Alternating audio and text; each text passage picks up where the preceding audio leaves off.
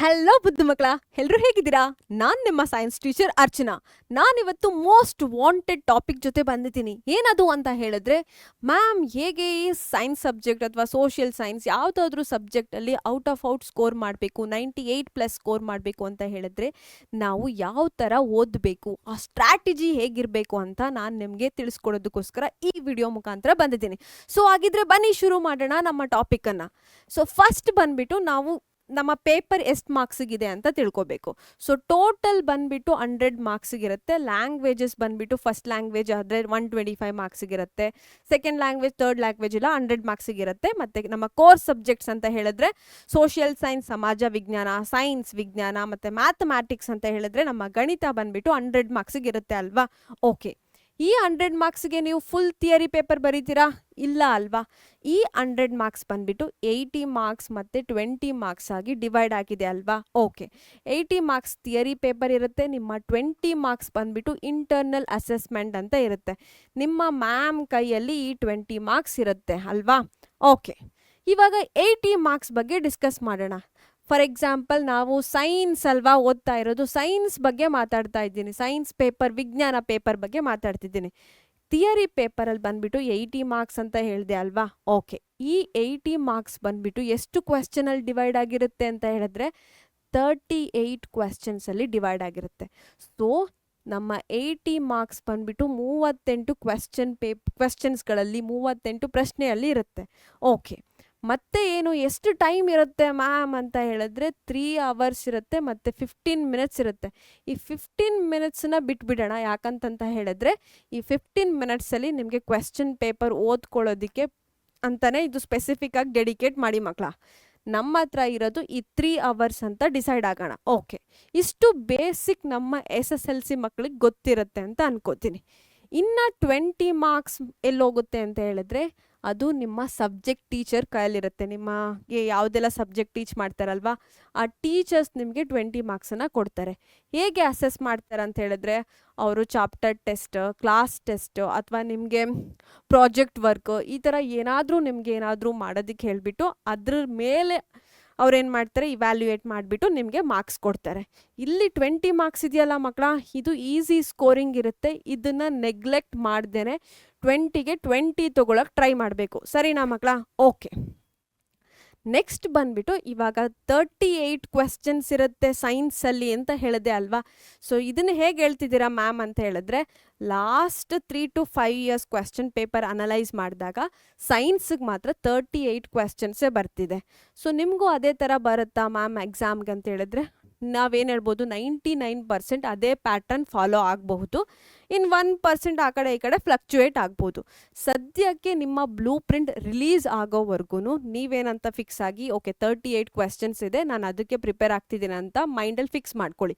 ಏನಾದರೂ ಹೊಸದಾಗಿ blue print ಬಂದು ಏನಾದರೂ ಅಪ್ಡೇಟ್ ಇದ್ದರೆ ನಾವು ನಿಮಗೆ ತಿಳಿಸ್ತೀವಿ. ಆಯಿತಾ ಮಕ್ಕಳ? ಓಕೆ, ಇವಾಗ ಈ 38 ಕ್ವೆಶ್ಚನ್ಸ್ ಬಂದ್ಬಿಟ್ಟು ಹೇಗೆ ಬ್ರೇಕ್ ಆಗಿದೆ ಅಂತ ನೋಡೋಣ. 1 ಮಾರ್ಕ್ ಕ್ವೆಶ್ಚನ್ಸ್ ಬಂದ್ಬಿಟ್ಟು ನಿಮಗೆ 16 ಇರುತ್ತೆ. ಫಿಸಿಕ್ಸ್ ಮತ್ತು ಕೆಮಿಸ್ಟ್ರಿ ಹಾಗೆ ಬಯಾಲಜಿ. ಫಿಸಿಕ್ಸ್ ಅಂತ ಹೇಳಿದ್ರೆ ಭೌತಶಾಸ್ತ್ರ, ಕೆಮಿಸ್ಟ್ರಿ ರಸಾಯನಶಾಸ್ತ್ರ, ಬಯಾಲಜಿ ಬಂದ್ಬಿಟ್ಟು ಜೀವಶಾಸ್ತ್ರ ಅಲ್ವಾ? ಈ 3 ಸಬ್ ಟಾಪಿಕ್ ಏನಿದೆ, ಸಬ್ಜೆಕ್ಟ್ ಏನಿದೆ ಅಲ್ವಾ ಸೈನ್ಸಲ್ಲಿ, ಆ 3ರಿಂದ ನಿಮಗೆ 1 ಮಾರ್ಕ್ ಕ್ವೆಶ್ಚನ್ ಬಂದ್ಬಿಟ್ಟು 16 ಬರುತ್ತೆ. 16 ಇರುತ್ತಲ್ವಾ? ಈ 1 ಮಾರ್ಕ್ ಕ್ವೆಶ್ಚನ್ ಅಂತ ಹೇಳಿದ್ರೆ ಶಾರ್ಟ್ ಆನ್ಸರ್ ಇರುತ್ತೆ, 1 ವರ್ಡ್ ಆನ್ಸರ್ಗಳು ಇರುತ್ತೆ ಮತ್ತು MCQs ಇರುತ್ತೆ, ಮಲ್ಟಿಪಲ್ ಚಾಯ್ಸ್ ಕ್ವೆಶ್ಚನ್ಸ್ ಅಂದರೆ ಬಹು ಆಯ್ಕೆ ಪ್ರಶ್ನೆಗಳು ಕೂಡ ಇರುತ್ತೆ. ಫಿಸಿಕ್ಸಲ್ಲಿ ಬೇಕಾದರೆ 4 ಕೇಳ್ಬೋದು, ಕೆಮಿಸ್ಟ್ರಿಯಲ್ಲಿ 4 ಬರ್ಬೋದು, ಅಥವಾ ಬಯಾಲಜಿಯಲ್ಲಿ 4 ಬರ್ಬೋದು. ಇಲ್ವಾ, ಕೆಮಿಸ್ಟ್ರಿಯಲ್ಲಿ ಒಂದು 5 ಬರ್ಬೋದು, ಅಥವಾ ಬಯಾಲಜಿಯಲ್ಲಿ ಒಂದು 6 ಕ್ವೆಶ್ಚನ್ ಬರ್ಬೋದು. ಇನ್ನು ಮಿಕ್ಕಿದ ಫಿಸಿಕ್ಸಲ್ಲಿ 4 ಬರ್ಬೋದು. ಯಾವ ಥರ ಬೇಕಾದರೂ ಅವರು ಕ್ವೆಶ್ಚನನ್ನು ಸೆಗ್ರಿಗೇಟ್ ಮಾಡ್ಬೋದು. ಬಟ್ ಓವರ್ ಆಲ್ ಎಷ್ಟು ಬಂದಿರುತ್ತೆ? 16 ಕ್ವೆಶ್ಚನ್ಸ್ ಪಕ್ಕಾ ಇರುತ್ತೆ. ನೆಕ್ಸ್ಟ್ ಬಂದುಬಿಟ್ಟು 2 ಮಾರ್ಕ್ ಕ್ವೆಶ್ಚನ್ಸ್ ಬಂದುಬಿಟ್ಟು ಇಲ್ಲಿ 16 ಆಯ್ತಲ್ವಾ? 16 1s 16, ಯಾಕಂತಂದರೆ ಇದು 1 ಮಾರ್ಕ್ ಕ್ವೆಶ್ಚನ್, ಇಲ್ಲಿ 16 ಆಯಿತು. ಓಕೆ, 2 ಮಾರ್ಕ್ ಕ್ವೆಶ್ಚನ್ಸಿಗೆ ಬರೋಣ ಮಕ್ಕಳ. 2 ಮಾರ್ಕ್ ಕ್ವೆಶ್ಚನ್ ಬಂದ್ಬಿಟ್ಟು 8 ಕ್ವೆಶ್ಚನ್ಸ್ ಬರುತ್ತೆ. ಇದು 8 ಕ್ವೆಶ್ಚನ್ಸ್ ಎಲ್ಲಿಂದ ಬರುತ್ತೆ? ಫಿಸಿಕ್ಸ್, ಕೆಮಿಸ್ಟ್ರಿ, ಬಯಾಲಜಿ ಟೋಟಲ್ ಸೇರಿಬಿಟ್ಟು 8 ಕ್ವೆಶ್ಚನ್ಸ್ ಬರುತ್ತೆ. ಸರಿನಾ? ಈ 8 ಕ್ವೆಶ್ಚನ್ಸ್ 2 ಮಾರ್ಕ್ಸಿಗೆ ಅಂತ ಹೇಳಿದ್ರೆ ಎಷ್ಟಾಯಿತು ಮಕ್ಕಳ? ಇಲ್ಲಿ 16 ಮಾರ್ಕ್ಸ್ ಆಯಿತಾ? ಓಕೆ, 16 ಮಾರ್ಕ್ಸ್ ಇಲ್ಲಿ ಬಂತು ನಮಗೆ. ಅವರು ಯಾವ ಥರನಾದರೂ ಕೇಳ್ಬೋದು. ಇವಾಗ 3 ಫಿಸಿಕ್ಸಿಂದ 2 ಮಾರ್ಕ್ಸ್ ಕ್ವೆಶ್ಚನ್ ಬರ್ಬೋದು, ಇನ್ನು ಕೆಮಿಸ್ಟ್ರಿಯಿಂದ 3 ಬರ್ಬೋದು, ಬಯಾಲಜಿಯಿಂದ 2 ಬರ್ಬೋದು. ಡಿವಿಷನ್ ಹೇಗೆ ಬೇಕಾದರೂ ಫ್ಲಕ್ಚುಯೇಟ್ ಆಗಬಹುದು, ಬಟ್ ಓವರ್ ಆಲ್ 8 ಕ್ವೆಶ್ಚನ್ಸ್ ಅಂತೂ ಪಕ್ಕಾ ಇರುತ್ತೆ. ಓಕೆ, ನೆಕ್ಸ್ಟ್ ಬಂದ್ಬಿಟ್ಟು ಇವಾಗ 3 ಮಾರ್ಕ್ಸ್ ಕ್ವೆಶ್ಚನ್ಸ್ ನೋಡೋಣ. 3 ಮಾರ್ಕ್ಸ್ದು ಕ್ವೆಶ್ಚನ್ಸ್ ಬಂದ್ಬಿಟ್ಟು ನಿಮಗೆ 9 ಕ್ವೆಶ್ಚನ್ಸ್ ಇರುತ್ತೆ.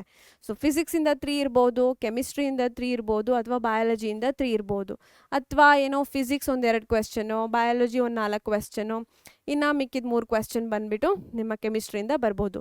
ಸೆಗ್ರಿಗೇಷನ್ ಹೇಗೆ ಬೇಕಾದರೂ ಆಗ್ಬೋದು, ಯಾಕಂತಂದರೆ ಲಾಸ್ಟ್ 3 ಇಯರ್ಸಿಂದ ಫ್ಲಕ್ಚುಯೇಟ್ ಆಗುತ್ತೆ. ಒಂದು ವರ್ಷ ಬಯಾಲಜಿಯಿಂದ 4 ಕ್ವೆಶ್ಚನ್ ಕೇಳಿದ್ರೆ ಕೆಮಿಸ್ಟ್ರಿಯಿಂದ 4 ಕ್ವೆಶ್ಚನ್ ಕೇಳಬಹುದು. ಸೊ ಇದು ಫ್ಲಕ್ಚುಯೇಟ್ ಆಗುತ್ತೆ. ಪ್ರಾಪರ್ ಬ್ಲೂ ಪ್ರಿಂಟ್ ಬಿಟ್ಟಾಗ ನಮಗೊಂದು ಐಡಿಯಾ ಸಿಗುತ್ತೆ. ಇನ್ನು ಈ ಅಕಾಡೆಮಿಕ್ ಇಯರ್ಗೆ ಬ್ಲೂ ಪ್ರಿಂಟ್ ಬಂದಿಲ್ಲ. ಸೊ ಇದನ್ನು ನಾವು ಹೇಗೆ ಅನಲೈಸ್ ಮಾಡ್ತಿದ್ದೀವಿ ಅಂತ ಹೇಳಿದ್ರೆ ಪ್ರೀವಿಯಸ್ ಇಯರ್ ಕ್ವೆಶ್ಚನ್ಸ್ ಪೇಪರಿಂದ. ಆದರೆ ಏನು ನೆನ್ಪಿಡ್ಕೊಳ್ಬೇಕು ಅಂತ ಹೇಳಿದ್ರೆ ಪಕ್ಕಾ 9 ಕ್ವೆಶ್ಚನ್ಸ್ ಅಂತೂ ಇದ್ದೇ ಇರುತ್ತೆ. 3 ಮಾರ್ಕ್ಸ್ ಕ್ವೆಶ್ಚನಿಗೆ ಪಕ್ಕಾ 9 ಕ್ವೆಶ್ಚನ್ಸ್ ಇದ್ದೇ ಇರುತ್ತೆ. ಸೊ 9 3 ಎಷ್ಟು ಮಕ್ಕಳ 27 ಅಲ್ವಾ. ಸೊ ನಮ್ಮದು 3 ಮಾರ್ಕ್ಸ್ ಏನಿದೆ ಮೇಜರ್ ಚಂಕ್ 27 ಮಾರ್ಕ್ಸ್ ಬರ್ತಿದೆ. ನೆಕ್ಸ್ಟ್ ಬಂದ್ಬಿಟ್ಟು 4 ಮಾರ್ಕ್ ಕ್ವೆಶ್ಚನ್ಸ್ ಮಕ್ಕಳ 4 ಬರುತ್ತೆ. 4 ಮಾರ್ಕ್ ಕ್ವೆಶ್ಚನ್ಸ್ ಎಷ್ಟು ಬರುತ್ತೆ 4 ಬರುತ್ತೆ. ಸೊ 4 4 ಎಷ್ಟು ಮಕ್ಕಳ 16. ಇಲ್ಲಿ ಬಂದ್ಬಿಟ್ಟು ನಿಮ್ಮ ಫಿಸಿಕ್ಸಲ್ಲಿ 2 ಬಂದರೆ ಕೆಮಿಸ್ಟ್ರಿಯಲ್ಲಿ 1, ಬಯಾಲಜಿಯಲ್ಲಿ 1 ಬರುತ್ತೆ. ಅಥವಾ ನಿಮ್ಮ ಬಯಾಲಜಿಯಲ್ಲಿ 2 ಕ್ವೆಶ್ಚನ್ಸ್ ಬಂದರೆ ಫಿಸಿಕ್ಸಲ್ಲಿ 1, ಕೆಮಿಸ್ಟ್ರಿಯಲ್ಲಿ 1 ಬರುತ್ತೆ. 4 ಕ್ವೆಶ್ಚನ್ ಒಂದೇಯಿಂದ ಬರಲ್ಲ ಆಯಿತಾ. ಯಾವುದಾದ್ರೂ ಒಂದು, ಇವಾಗ ಕೆಮಿಸ್ಟ್ರಿ 2 ಬಂದರೆ ಬಯಾಲಜಿ 1 ಬರುತ್ತೆ, ಕೆಮಿಸ್ಟ್ರಿ 1 ಫಿಸಿಕ್ಸ್ 1 ಬರುತ್ತೆ. ಸರಿನಾ ಮಕ್ಕಳ. ಆದರೆ 4 ಕ್ವೆಶ್ಚನ್ಸ್ ಅಂತೂ ಕಂಪಲ್ಸರಿ ಬಂದೇ ಬರುತ್ತೆ. ಈ 5 ಮಾರ್ಕ್ ಕ್ವೆಶ್ಚನ್ ಮಾತ್ರ ಇದುವರೆಗೂ ಬಯಾಲಜಿಯಿಂದನೇ ಬರೋದು. ಓಕೆನಾ. ನಿಮ್ಮ ಬಯಾಲಜಿ ಜೀವಶಾಸ್ತ್ರದಿಂದ ಈ 5 ಮಾರ್ಕ್ ಕ್ವೆಶ್ಚನ್ಸ್ ಕಂಪಲ್ಸರಿ ಬಂದೇ ಬರುತ್ತೆ. ಸೊ ಇಲ್ಲಿ ನಮಗೆ ಸಿಕ್ತು ಮಕ್ಕಳ 5 ಮಾರ್ಕ್ಸ್ ಬಂತು. ಸೊ ನಾವು ನೋಡಿದ್ವಿ 1 ಮಾರ್ಕ್ಗೆ ಅಲ್ಲಿ 16 ಮಾರ್ಕ್ ಬರ್ತಿದೆ. 2 ಮಾರ್ಕ್ಸ್ ಕ್ವೆಶ್ಚನ್ಸ್ ಅಂತ ತೊಗೊಂಡ್ರೆ ಇಲ್ಲಿ 16 ಬರುತ್ತೆ. ನಮ್ಮ 3 ಮಾರ್ಕ್ಸ್ ಅಂತ ತೊಗೊಂಡ್ರೆ 27 ಬರ್ತಿದೆ. ಮತ್ತು 4 ಮಾರ್ಕ್ಸ್ 16 ಮತ್ತು 5 mark question 5. Over all add up ಮಾಡಿದ್ರೆ 80 ಬರುತ್ತೆ ಮಕ್ಕಳ. ಸರಿನಾ. ನಮ್ಮ 80 ಮಾರ್ಕ್ಸ್ ಈ ಥರ ಪ್ಯಾಟ್ರನಲ್ಲಿ ಸೆಗ್ರಿಗೇಷನ್ ಆಗಿದೆ. Part A, part B, part C ಅಂತ ಹೇಳಿಬಿಟ್ಟು 3 ಭಾಗ ಇರುತ್ತೆ. ಈ ಭಾಗ ಪಾರ್ಟ್ ಎ ಇದೆಯಲ್ಲ ಅಲ್ಲಿ ನಿಮಗೆ ಫಿಸಿಕ್ಸ್ ಬರುತ್ತೆ. ಪಾರ್ಟ್ ಬಿ ಅಂತ ಇದೆಯಲ್ವಾ ಅಲ್ಲಿ ನಿಮಗೆ ಕೆಮಿಸ್ಟ್ರಿ ರಸಾಯನಶಾಸ್ತ್ರ ಬರುತ್ತೆ. ಪಾರ್ಟ್ ಸಿ ಬಂದು ಬಯಾಲಜಿ, ಅಲ್ಲಿ ಬಂದ್ಬಿಟ್ಟು ಜೀವಶಾಸ್ತ್ರ ಬರುತ್ತೆ. ಸರಿನಾ ಮಕ್ಕಳ. ಇಷ್ಟು 38 ಕ್ವೆಶ್ಚನ್ಸ್ ಇದೆ ಅಲ್ವಾ. So 2 marks question, 3 marks question, 4 marks question, 5 marks question ಅಂತ ಸೆಗ್ರಿಗೇಟ್ ಆಗಿಬಿಟ್ಟು ಎಷ್ಟೆಷ್ಟು ಕ್ವೆಶ್ಚನ್ಸು ಎಲ್ಲಿ ಬರುತ್ತೆ ಅಂತ ನಾವು ಇವಾಗ ನೋಡಿದ್ವಿ. ಇವಾಗ ನಿಮ್ಗೊಂದು ಐಡಿಯಾ ಸಿಕ್ಕಿರುತ್ತೆ. ಸೊ ಆಗಿದ್ರೆ ಸೈನ್ಸಲ್ಲಿ ಯಾವ್ಯಾವ ಚಾಪ್ಟರು ತುಂಬ ಇಂಪಾರ್ಟೆಂಟು, ಎಲ್ಲಿ ಫೋಕಸ್ ಮಾಡಬೇಕು, ಯಾವ ಚಾಪ್ಟರಲ್ಲಿ ಫೋಕಸ್ ಮಾಡಬೇಕು ಅಂತ ನೋಡೋಣ ಬನ್ನಿ. ಸೊ ನಮ್ಮ ಚಾಪ್ಟರ್ ವೈಸ್ ನೋಡೋಣ. ಸೊ ನಾನಿಲ್ಲಿ ಪಾರ್ಟ್ 1 ತೊಗೊಂಡಿದ್ದೀನಿ ಮಕ್ಕಳ. ಯಾವುದು ಪಾರ್ಟ್ 1 ಇಲ್ಲಿ ಭಾಗ 1 ಅಂತ ಹೇಳ್ತೀವಲ್ವಾ. ಸೊ ಭಾಗ 1 ಇಲ್ಲಿದೆ ಮಕ್ಕಳ. ಈ ಭಾಗ 1ರಲ್ಲಿ ಫಸ್ಟ್ ಫಿಸಿಕ್ಸ್ ನೋಡೋಣ. ಫಿಸಿಕ್ಸಲ್ಲಿ 2 ಚಾಪ್ಟರ್ ಬರುತ್ತೆ. ಯಾವುದು ಪಾರ್ಟ್ 1ಗೆ. ಮೊದಲನೇದು ಬಂದ್ಬಿಟ್ಟು ಎಲೆಕ್ಟ್ರಿಸಿಟಿ ಚಾಪ್ಟರ್ ಅಥವಾ ವಿದ್ಯುತ್ ಶಕ್ತಿ ಚಾಪ್ಟರ್. ಸೆಕೆಂಡ್ ಒನ್ ಬಂದ್ಬಿಟ್ಟು magnetic effects of electric current ಅಥವಾ ಕನ್ನಡ ಮೀಡಿಯಮಲ್ಲಿ ವಿದ್ಯುತ್ ಪ್ರವಾಹದ ಕಾಂತೀಯ ಪರಿಣಾಮಗಳು ಅಂತ. ನಮ್ಮ ವಿದ್ಯುತ್ ಶಕ್ತಿ ಚಾಪ್ಟರ್ ಎಷ್ಟು ಮಾರ್ಕ್ಸಿಗೆ ಬರುತ್ತೆ 8 ಮಾರ್ಕ್ಸಿಗೆ ಬರ್ತಿದೆ ಮಕ್ಕಳ. 8 ಮಾರ್ಕ್ಸಿಗೆ ಬರ್ತಿದೆ, ಮೇಜರ್ ಚಂಕ್ ಇಲ್ಲಿ. ನಿನ್ನ magnetic effects of electric current ಇದೆಯಲ್ವಾ ಇಲ್ಲಿ 6 ಮಾರ್ಕ್ಸಿಗೆ ಬರ್ತಿದೆ. ಸೊ ಪಾರ್ಟ್ 1ನಲ್ಲಿ ಬಂದ್ಬಿಟ್ಟು ನೀವು ನೋಡಿದ್ರಿ ಫಿಸಿಕ್ಸ್ ಎಷ್ಟು ಮಾರ್ಕ್ಸಿಗೆ ಬರ್ತಿದೆ 14 ಮಾರ್ಕ್ಸಿಗೆ ಬರ್ತಿದೆ ಇಲ್ಲೇ. ಸರಿನಾ. ನಮ್ಮ ಫಿಸಿಕ್ಸ್ 14 ಮಾರ್ಕ್ಸಿಗೆ ಬಂತು. ನೆಕ್ಸ್ಟ್ ಉಳಿದಿದ್ದ ಮಾರ್ಕ್ಸ್ ಎಲ್ಲಿ ಬರುತ್ತೆ ಅಂತ ನೋಡೋಣ. ಸೊ ಕೆಮಿಕಲ್ ರಿಯಾಕ್ಷನ್ಸ್ ಮತ್ತು ಆ್ಯಸಿಡ್ ಬೇಸ್ ಆ್ಯಂಡ್ ಸಾಲ್ಟ್ಸ್ ಅಂತ ಇದೆಯಲ್ವಾ. ಭಾಗ 1ರಲ್ಲಿ ಕೆಮಿಸ್ಟ್ರಿ ಎಷ್ಟು ಮಾರ್ಕ್ಸಿಗೆ 2 ಚಾಪ್ಟರ್ ಇದೆ ಮಕ್ಕಳ. ಮೊದಲನೇ ಚಾಪ್ಟರ್ ಬಂದ್ಬಿಟ್ಟು ಕೆಮಿಕಲ್ ರಿಯಾಕ್ಷನ್ಸ್ ಮತ್ತು ಈಕ್ವೇಷನ್ಸ್.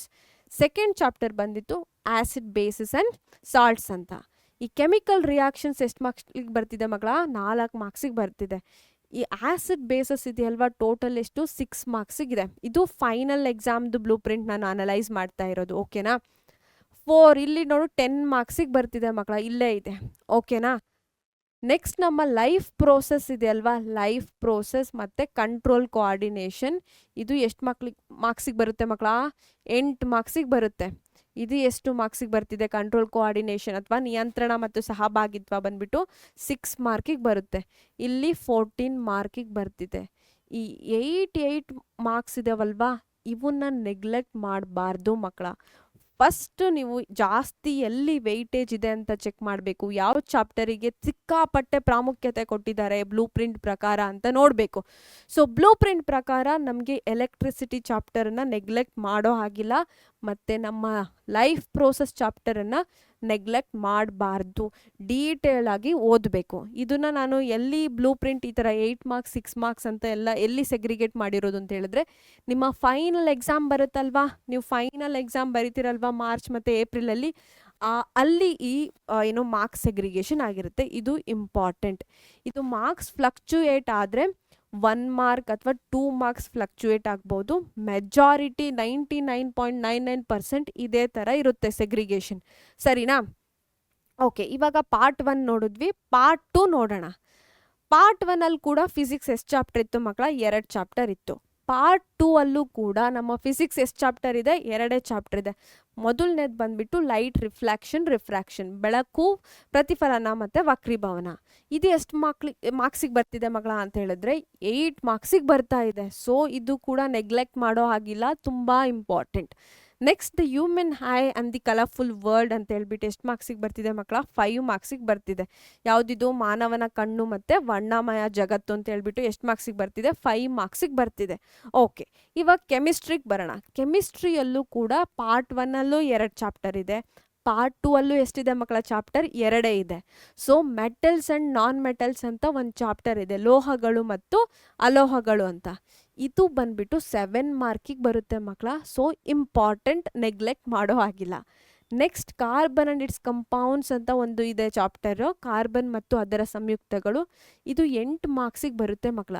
ಇಲ್ಲಿ ನೀವು ಸ್ಟ್ರಕ್ಚರಿಗೆ ಸಿಕ್ಕಾಪಟ್ಟೆ ಇಂಪಾರ್ಟೆನ್ಸ್ ಕೊಡಬೇಕು. ನೀವು 10 ವರ್ಷದ ಕ್ವೆಶನ್ ಪೇಪರ್ ತೆಗೆದ್ರೂ ಕೂಡ ಕಾರ್ಬನ್ ಮೇಲೆ ಒಂದಾದರೂ ಸ್ಟ್ರಕ್ಚರ್ ಮೇಲೆ ಕ್ವೆಶ್ಚನ್ ಬಂದಿರುತ್ತೆ. ಸರಿನಾ? ಇದು ಇಂಪಾರ್ಟೆಂಟ್. ನೆಕ್ಸ್ಟು ಬಯಾಲಜಿಗೆ ಬರೋಣ. ಪಾರ್ಟ್ 1ಅಲ್ಲಿ ಬಯಾಲಜಿ 2 ಚಾಪ್ಟರ್ ಇತ್ತು ಮಕ್ಕಳ. ಪಾರ್ಟ್ 2 ಅಲ್ಲಿ 3 ಚಾಪ್ಟರ್ ಬರುತ್ತೆ. ಸೊ ಯಾವುದು ಅಂತ ನೋಡೋಣ ಬನ್ನಿ. ಹೌ ಡು ಆರ್ಗ್ಯಾನಿಸಮ್ಸ್ ರಿಪ್ರೊಡ್ಯೂಸ್ ಅಂತ ಹೇಳ್ಬಿಟ್ಟು ಒಂದು ಚಾಪ್ಟರ್ ಇದೆ, ಅಲ್ಲಿ 7 ಮಾರ್ಕ್ಸಿಗೆ ಬರುತ್ತೆ. ಜೀವಿಗಳು ಹೇಗೆ ಸಂತಾನೋತ್ಪತ್ತಿ ನಡೆಸ್ತವೆ ಅನ್ನೋದೊಂದು ಚಾಪ್ಟರ್ ಇದೆ, ಅಲ್ಲಿ ಬಂದ್ಬಿಟ್ಟು ಮಕ್ಕಳ 7 ಮಾರ್ಕ್ಸಿಗೆ ಬರುತ್ತೆ.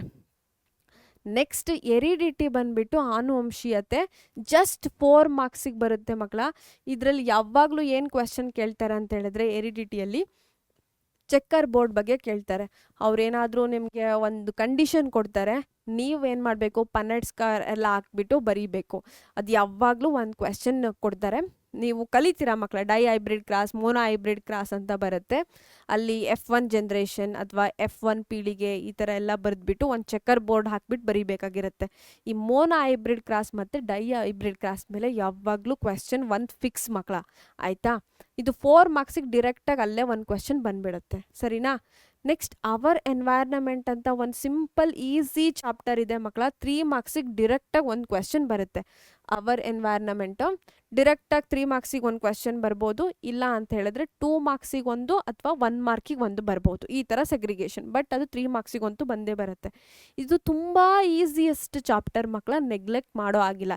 ಈಸಿ ಸ್ಕೋರಿಂಗ್, ನೀವೊಂದು 1/2 hour ಸ್ಪೆಂಡ್ ಮಾಡಿದ್ರೆ ಆರಾಮಾಗಿ ಆ ಚಾಪ್ಟರನ್ನು ಮುಗಿಸ್ಬಿಟ್ಟು 3 ಮಾರ್ಕ್ಸ್ ತೊಗೋಬೋದು. ಸರಿನಾ? ಸೊ ನಾವಿವಾಗ ಪಾರ್ಟ್ 1ಅಲ್ಲಿ ಯಾವುದ್ಯಾವುದೋ ಚಾಪ್ಟರಿಗೆ ಎಷ್ಟೆಷ್ಟು ಮಾರ್ಕ್ಸ್ ಇದೆ, ಮತ್ತು ಪಾರ್ಟ್ 2 ಅಲ್ಲಿ ಯಾವುದೆಲ್ಲ ಚಾಪ್ಟರ್ ಇದೆ, ಎಷ್ಟೆಲ್ಲ ಮಾರ್ಕ್ಸ್ ಬರುತ್ತೆ, ಈಸಿ ಚಾಪ್ಟರ್ ಯಾವುದು, ಎಲ್ಲಿ ಫೋಕಸ್ ಮಾಡಬೇಕು ಅಂತ ನೋಡಿದ್ವಿ. ಓಕೆ, ನೆಕ್ಸ್ಟ್ ಇವಾಗ ಏನು ಮಾಡ್ತಾ ಇದ್ದೀವಿ ಅಂತ ಹೇಳಿದ್ರೆ, ನಮ್ಮ ಡೈಲಿ ಸ್ಟಡಿ ರುಟೀನ್. ಕೆಲವ್ರು ಮ್ಯಾಮ್ ನಾನು ಬೆಳಗ್ಗೆ 4 ಗಂಟೆಗೆ ಎದ್ಬಿಟ್ಟು ಓದ್ತೀನಿ ಮ್ಯಾಮ್, 3 ಗಂಟೆಗೆ ಎದ್ಬಿಟ್ಟು ಓದ್ತೀನಿ ಮ್ಯಾಮ್ ಅಂತೆಲ್ಲ ಹೇಳ್ತಾರೆ. ನೈಟ್ ನಾನು 1 ಗಂಟೆವರೆಗೂ ಓದ್ತೀನಿ ಮ್ಯಾಮ್, ನಾನು ಸ್ಕೂಲ್ ಟಾಪರ್ ಮ್ಯಾಮ್, 625 ಬೇಕು ಮ್ಯಾಮ್, ನಾನು 2 ಗಂಟೆ ತನಕ ಓದ್ತೀನಿ ಅಂತೆಲ್ಲ ಹೇಳ್ತೀರಾ. ಅಷ್ಟೊಂದೆಲ್ಲ ನೆಸೆಸಿಟಿ ಇಲ್ಲ ಮಕ್ಕಳ. ಯಾಕಂತಂದರೆ ನೀವು ಡೈಲಿ ಓದ್ತಾ ಇದ್ದರೆ, ಕನ್ಸಿಸ್ಟೆನ್ಸಿ ಇದ್ದರೆ, ಡಿಸಿಪ್ಲಿನ್ ಇದ್ದರೆ, ನೀವು ಜಸ್ಟ್ ಡೈಲಿ 3 hours ಓದಿದ್ರೆ ಸಾಕು, ಮೋರ್ ದ್ಯಾನ್ ಎನಫ್. ಆಯಿತಾ? ನೀವು ಥ್ರೂ ಔಟ್ ದಿ ಇಯರ್, ವರ್ಷ ಪೂರ್ತಿ ಓದ್ತಿರ್ತೀರ ಅಲ್ವಾ 3 hours ಅಂತ ಹೇಳಿದ್ರೆ, ಆವಾಗ ಒಂದು ಎಕ್ಸಾಮ್ ಹಿಂದಿನ ದಿನ ನೀವು ಬೆಳಗ್ಗೆಯಿಂದ ಸಂಜೆವರೆಗೂ ಕೂತ್ಕೊಂಡು ಓದೋ ಅವಶ್ಯಕತೆ ಇರಲ್ಲ. ಯಾಕಂತಂದರೆ ನೀವು ಡೈಲಿ ಓದಬೇಕು. ಸೊ ರೆಗ್ಯುಲರಾಗಿ ಏನು ಯೂಶ್ವಲಿ ಮಕ್ಕಳು ಈ ಥರ ಫಾಲೋ ಅಪ್ ಮಾಡಿದ್ರೆ ನೀವು ಸ್ಕೋರ್ ಮಾಡ್ಬೋದು ಅಂತ ಹೇಳ್ತಾರಲ್ವಾ. ಆ ರೆಗ್ಯುಲರ್ ಮತ್ತು ರಿಯಾಲಿಸ್ಟಿಕ್ ಟೈಮ್ ಟೇಬಲ್ ಯಾವುದು ಅಂತ ನೋಡೋಣ ಬನ್ನಿ. ಸೊ ಮೊದಲನೇದು ಬಂದ್ಬಿಟ್ಟು 6 to 8 AM. ನನಗೆ ಗೊತ್ತಿಲ್ಲ, ಕೆಲವು ಮಕ್ಕಳು ಸ್ಕೂಲ್ 8 ಗಂಟೆಗೇ ಶುರು ಆಗ್ಬೋದು, ಕೆಲವರಿಗೆ 10 o'clock ಶುರು ಆಗ್ಬೋದು, ಕೆಲವ್ರಿಗೆ 9 o'clock, ಗೊತ್ತಿಲ್ಲ. ಸೊ ನಿಮ್ಮ ಸ್ಕೂಲ್ ಟೈಮ್ ಟೇಬಲ್ ಟೈಮಿಂಗ್ಸ್ ಪ್ರಕಾರ ನಿಮ್ಮ ಡೈಲಿ ರುಟೀನನ್ನು ಅಪ್ಡೇಟ್ ಮಾಡ್ಕೋಬೇಕು ಮತ್ತು ಫಾಲೋ ಅಪ್ ಮಾಡಬೇಕು, ಸರಿನಾ ಮಕ್ಕಳ? ಸೊ ಯೂಶ್ವಲಿ ಎಲ್ಲ ಮಕ್ಕಳು 6ಗೆಲ್ಲ ಎದ್ದೇಳ್ಬಿಟ್ಟು 6 to 8, ಯಾರಿಗೆಲ್ಲ 10ಗಿದೆ ಕ್ಲಾಸಸ್ಸು ಅವರೆಲ್ಲ ಏನು ಮಾಡ್ತಾರೆ, 6 to 8 ಬಂದುಬಿಟ್ಟು ಅವ್ರದ್ದು ಪ್ರೀಷಿಯಸ್ ಟೈಮ್ ಆಗಿರುತ್ತೆ, ಓದಿರ್ತಾರೆ. ಅಥವಾ ಮ್ಯಾಮ್ ನಮಗೆ 7:30ಗೆ ಸ್ಕೂಲ್ ಇದೆ ಅಂತ ಹೇಳಿದ್ರೆ ಅಟ್ಲೀಸ್ಟ್ ನೀವು 5 to 6 ಓದೋದಕ್ಕೆ ಟ್ರೈ ಮಾಡಿ. ಇಲ್ಲ ಮ್ಯಾಮ್ 5 o'clock ಆಗಲ್ಲ ಅಂತ ಹೇಳಿದ್ರೆ 5:30 to 6:30 ಓದಿ 1 hour. ಅದಾದಮೇಲೆ ನೀವು ರೆಡಿ ಆಗಬೇಕು ಸ್ಕೂಲ್ಗೆ ಹೋಗೋದಕ್ಕಲ್ವಾ, ಸೊ ಟೈಮ್ ಹಿಡಿಯುತ್ತೆ. ಸೊ 1 hour ಆದರೂ ಬೆಳಿಗ್ಗೆ ಓದಲೇಬೇಕು. ನಿಮ್ಮ ಕನ್ವೀನಿಯನ್ಸ್ ಯಾವುದು ನಿಮಗೆ ಸೂಟಬಲ್ ಟೈಮ್ ಅಂತ ನೋಡಿ ಅಟ್ಲೀಸ್ಟ್ ಮಿನಿಮಮ್ 1 hour ಓದಬೇಕು, ಸರಿನಾ ಮಕ್ಕಳ? ಮಿನಿಮಮ್ 1 hour ಬೆಳಗ್ಗೆ ಓದಬೇಕು. ಓಕೆ, ಯಾರಿಗೆಲ್ಲ ಮ್ಯಾಮ್ ನಮ್ಮದು ಸ್ಕೂಲ್ 10 ಗಂಟೆಗೆ ಶುರುವಾಗುತ್ತೆ ಮ್ಯಾಮ್, ನಮಗೆ ಸಿಕ್ಕಾಪಟ್ಟೆ ಟೈಮ್ ಇದೆ ಮ್ಯಾಮ್ ಅಂತ ಹೇಳಿದ್ರೆ 6 to 8 ಓದಿ ಮಕ್ಕಳ. ಈ 6 to 8ಅಲ್ಲಿ ನಿಮ್ಮದು ಆರಾಮಾಗಿ ನೈಟೆಲ್ಲ ನಿದ್ದೆ ಮಾಡಿರ್ತೀರಾ, ಬಾಡಿ ಫ್ರೆಶ್ ಆಗಿರುತ್ತೆ, ಮೈಂಡ್ ತುಂಬ ಕಾಮ್ ಆಗಿರುತ್ತೆ, ನೀವು ಏನು ಓದಿದ್ರೂ ನೆನ್ಪಿಡ್ಕೊಳ್ಳುತ್ತೆ, ಸರಿನಾ? ಆ ಪ್ರೀಷಿಯಸ್ ಟೈಮಲ್ಲಿ, ಆ ವ್ಯಾಲ್ಯೂಯಬಲ್ ಟೈಮಲ್ಲಿ ಏನು ಮಾಡಬೇಕು, ನಿಮಗೆ ಕಷ್ಟ ಇರೋ ಸಬ್ಜೆಕ್ಟನ್ನು ಓದಬೇಕು. ನಿಮಗೆ ಯಾವ ಸಬ್ಜೆಕ್ಟ್ ಕಷ್ಟ ಅನಿಸುತ್ತೆ ಆ ಸಬ್ಜೆಕ್ಟನ್ನು ಇಲ್ಲಿ ಪ್ರಾಕ್ಟೀಸ್ ಮಾಡಬೇಕು, ಸರಿನಾ? ನೆಕ್ಸ್ಟ್ ನಿಮ್ಮ ಸ್ಕೂಲ್ಗೆ ಹೋಗ್ತೀರಾ, ಸ್ಕೂಲಲ್ಲಿ ಏನು ಮಾಡ್ತೀರಾ, ಕೆಲವರಿಗೆ 8 ಗಂಟೆ ಶುರುವಾದರೆ 2:30 ತನಕ ಸ್ಕೂಲಲ್ಲಿ ಇರ್ತೀರಾ, ಅಥವಾ 3 o'clock ತನಕ ಸ್ಕೂಲಲ್ಲಿ ಇರ್ತೀರಾ. 9 o'clock ಶುರುವಾದರೆ 4 o'clock ತನಕ ಸ್ಕೂಲಲ್ಲಿ ಇರ್ತೀರಾ. 10ಗೆ ಶುರುವಾದರೆ ಅಟ್ಲೀಸ್ಟ್ ನೀವು 4:35ವರೆಗೂ ಸ್ಕೂಲಲ್ಲಿ ಇರ್ತೀರಾ ಅಲ್ವಾ. ಈ ಸ್ಕೂಲ್ ಟೈಮ್ ಬಂದುಬಿಟ್ಟು ನೀವು ಎಷ್ಟು ಚೆನ್ನಾಗಿ ಯುಟಿಲೈಸ್ ಮಾಡ್ಕೋತೀರಾ ಅನ್ನೋದು ತುಂಬ ಇಂಪಾರ್ಟೆಂಟ್. ಯಾಕೆ ಗೊತ್ತಾ ಮಕ್ಕಳ, ನಿಮ್ಮ ಸ್ಕೂಲಲ್ಲೂ ಕೂಡ ನಿಮ್ಮ ಟೀಚರ್ಸ್ ಏನು ಮಾಡ್ತಿರ್ತಾರೆ, ಪಾಠ ಮಾಡ್ತಿರ್ತಾರೆ, ನೋಟ್ಸ್ ಕೊಡ್ತಿರ್ತಾರೆ, ಕ್ಲಾಸ್ ಟೆಸ್ಟ್ ಇರುತ್ತೆ, ಮೋಸ್ಟ್ ಇಂಪಾರ್ಟೆಂಟ್ ನಿಮ್ಮ ಫ್ರೆಂಡ್ಸ್ ಇರ್ತಾರೆ ಅಲ್ವಾ. ಸೊ ನೀವೇನು ಮಾಡ್ತೀರಾ ಅಂತ ಹೇಳಿದ್ರೆ ಮಕ್ಕಳ, ನಿಮ್ಮ ಟೀಚರ್ಸ್ ಪಾಠ ಮಾಡುವಾಗ ಕಾನ್ಸಂಟ್ರೇಟ್ ಮಾಡಿ ಫೋಕಸ್ಡ್ ಆಗಿ ನೀವು ಪಾಠವನ್ನು ಕೇಳಬೇಕಾಗತ್ತೆ. ಸೊ ನೀವು ಪಾಠನ ತುಂಬ ಚೆನ್ನಾಗಿ ಅರ್ಥ ಮಾಡ್ಕೊಂಡು ಓದಿದ್ರೆ ನಿಮ್ಮ 40% ವರ್ಕ್ ಮುಗೀತು ಅಂತ ಅರ್ಥ. ನಿಮಗೆ ಕಾನ್ಸೆಪ್ಟ್ ಅರ್ಥ ಆಗಿದೆ ಅಂತ ಹೇಳಿದ್ರೆ ನೀವು ಮನೆಗೆ ಬಂದು ಜಸ್ಟ್ ಈಗ ರಿವೈಸ್ ಮಾಡಬೇಕು, ರೀಕಾಲ್ ಮಾಡೋದು ಅಷ್ಟೇ ಬಾಕಿ ಇರುತ್ತೆ. ನೀವು ರೀಡ್ ಅಂತ ಇರಲ್ಲ, ಮತ್ತೆ ಕೂತ್ಕೊಂಡು ಓದಬೇಕು ಅಂತ ಇರಲ್ಲ. ಆಮೇಲೆ ಇನ್ನೂ ಒಂದು ಏನು ಗೊತ್ತಾ ಮಕ್ಕಳ, ನಾನು ಮನೆಗೆ ಹೋಗ್ಬಿಟ್ಟು ನೋಟ್ಸನ್ನ ತುಂಬ ದುಂಡಾಗಿ ನೀಟಾಗಿ ಮತ್ತು ಫಸ್ಟಿಂದ ಕಲರ್ ಎಲ್ಲ ಮಾಡಿಬಿಟ್ಟು ಮನೆಗೆ ಹೋಗಿ ಬರೀತೀನಿ ಅಂತ ಏನು ಮಾಡೋದು, ಟೈಮ್ ವೇಸ್ಟ್ ಮಾಡೋದು. ನಿಮ್ಮ ಮ್ಯಾಮ್ ಡಿಕ್ಟೇಟ್ ಮಾಡ್ತಿರ್ತಾರಾ, ಬರ್ಕೋಬೇಕು, ಟೈಮ್ ವೇಸ್ಟ್ ಮಾಡಬಾರ್ದು. ಸೊ ಅಂಡರ್ಲೈನ್ ಎಲ್ಲ ಅಲ್ಲೇ ಮಾಡೋದಕ್ಕೆ ಟ್ರೈ ಮಾಡಬೇಕು. ಎಷ್ಟು ಕವರ್ ಆಗುತ್ತೆ ಮ್ಯಾಕ್ಸಿಮಮ್ ನಿಮ್ಮ ನೋಟ್ಸ್, ಹೋಮ್ ವರ್ಕ್ ಮಾಡೋದಕ್ಕೆ ನಿಮಗೆ ಫ್ರೀ ಪೀರಿಯಡ್ ಆ ಥರ ಎಲ್ಲ ಇದ್ದರೆ ಯುಟಿಲೈಸ್ ಮಾಡ್ಕೊಳ್ಳಿ, ಅಲ್ಲೇ ಕಂಪ್ಲೀಟ್ ಮಾಡೋದಕ್ಕೆ ಟ್ರೈ ಮಾಡಿ, ಸರಿನಾ? ಈ ಥರ ನೋಟ್ಸನ್ನೆಲ್ಲ ಪೆಂಡಿಂಗಿಂದ ತೊಗೊಂಬಂದ್ಬಿಟ್ಟು ಮನೆಗೆ ಮಾಡೋದೆಲ್ಲ ಮಾಡಬೇಡಿ. ಸೊ ನೋಟ್ಸನ್ನು ಆದಷ್ಟು ಸ್ಕೂಲಲ್ಲೇ ಕಂಪ್ಲೀಟ್ ಮಾಡೋದಕ್ಕೆ ಟ್ರೈ ಮಾಡಿ. ನಿಮಗೆ ಮನೆಯಲ್ಲಿ ಓದೋದಕ್ಕೆ, ರಿವೈಸ್ ಮಾಡೋದಕ್ಕೆ, ಪ್ರಾಕ್ಟೀಸ್ ಮಾಡೋದಕ್ಕೆ ಟೈಮ್ ಸಿಗುತ್ತೆ, ಸರಿನಾ ಮಕ್ಕಳ? ನೆಕ್ಸ್ಟ್ ಏನು ಮಾಡ್ತೀರಾ ಅಂತ ಹೇಳಿದ್ರೆ ಈವ್ನಿಂಗ್ ಬಂದುಬಿಟ್ಟು ನಿಮ್ಮ 5 to 7 ಇದೆಯಲ್ವಾ, ಈ 5 to 7 ನಿಮಗೆ ಈಸಿ ಸಬ್ಜೆಕ್ಟ್ ಅಂದಿದ್ದು ಓಕೆ, ಪ್ರಾಕ್ಟೀಸ್ ಮಾಡಿ. ನಿಮ್ಮ ಮ್ಯಾಥಮ್ಯಾಟಿಕ್ಸ್ ಇವನ್ನೆಲ್ಲ ನಿಮಗೆ ನಿದ್ದೆ ಬರ್ತಿರೋ ಟೈಮಲ್ಲಿ, ಟಯರ್ಡ್ ಆಗಿರೋ ಟೈಮಲ್ಲಿ ನೀವೇನು ಮಾಡ್ಬೋದು, ಇಲ್ಲಿ ಆ ಸಬ್ಜೆಕ್ಟನ್ನು ತೊಗೋಬೋದು, ಸರಿನಾ? ಆ ಸಬ್ಜೆಕ್ಟನ್ನು ತೊಗೊಳ್ಳಿ. PYQs previous year question paper ಅಂತ ಹೇಳಿದ್ರೆ ಇಂದಿನ ಪ್ರಶ್ನೆ ಪತ್ರಿಕೆಗಳಿರ್ತಾವಲ್ವ, ಅಟ್ಲೀಸ್ಟ್ ಒಂದು 5 ವರ್ಷದನ್ನು ನೀವು ತೊಗೋಬೇಕು. ಪ್ರೀವಿಯಸ್ ಇಯರ್ ಕ್ವೆಶ್ಚನ್ ಪೇಪರನ್ನು ಸಾಲ್ವ್ ಮಾಡಿ.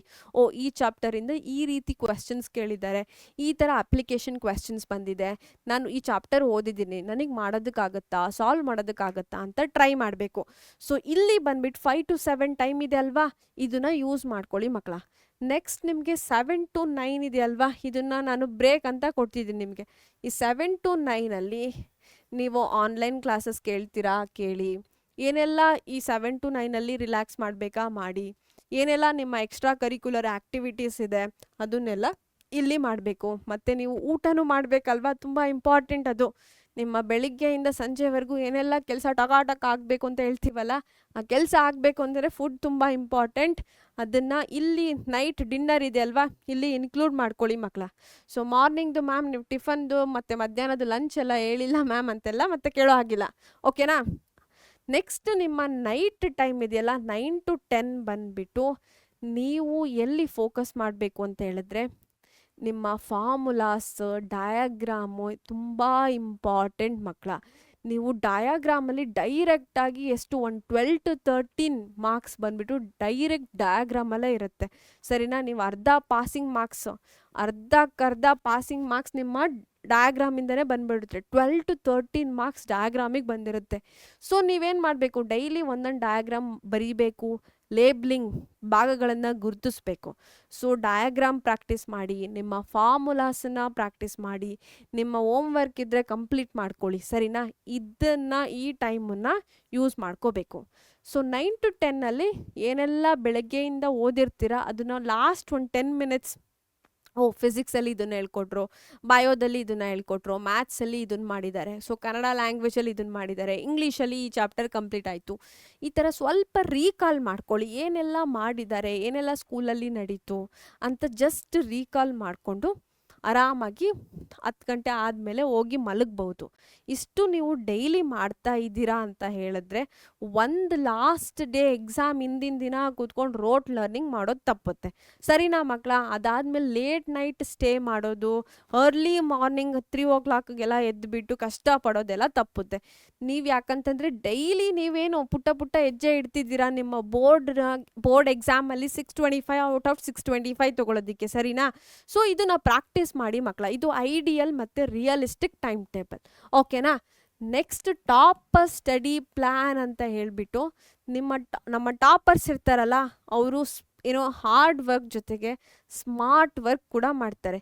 ಏನದು ಸ್ಮಾರ್ಟ್ ವರ್ಕ್ ಅಂತ ಹೇಳಿದ್ರೆ ಚಾಪ್ಟರ್ ವೈಸ್ ಪ್ರಾಕ್ಟೀಸ್ ಮಾಡ್ತಾರೆ.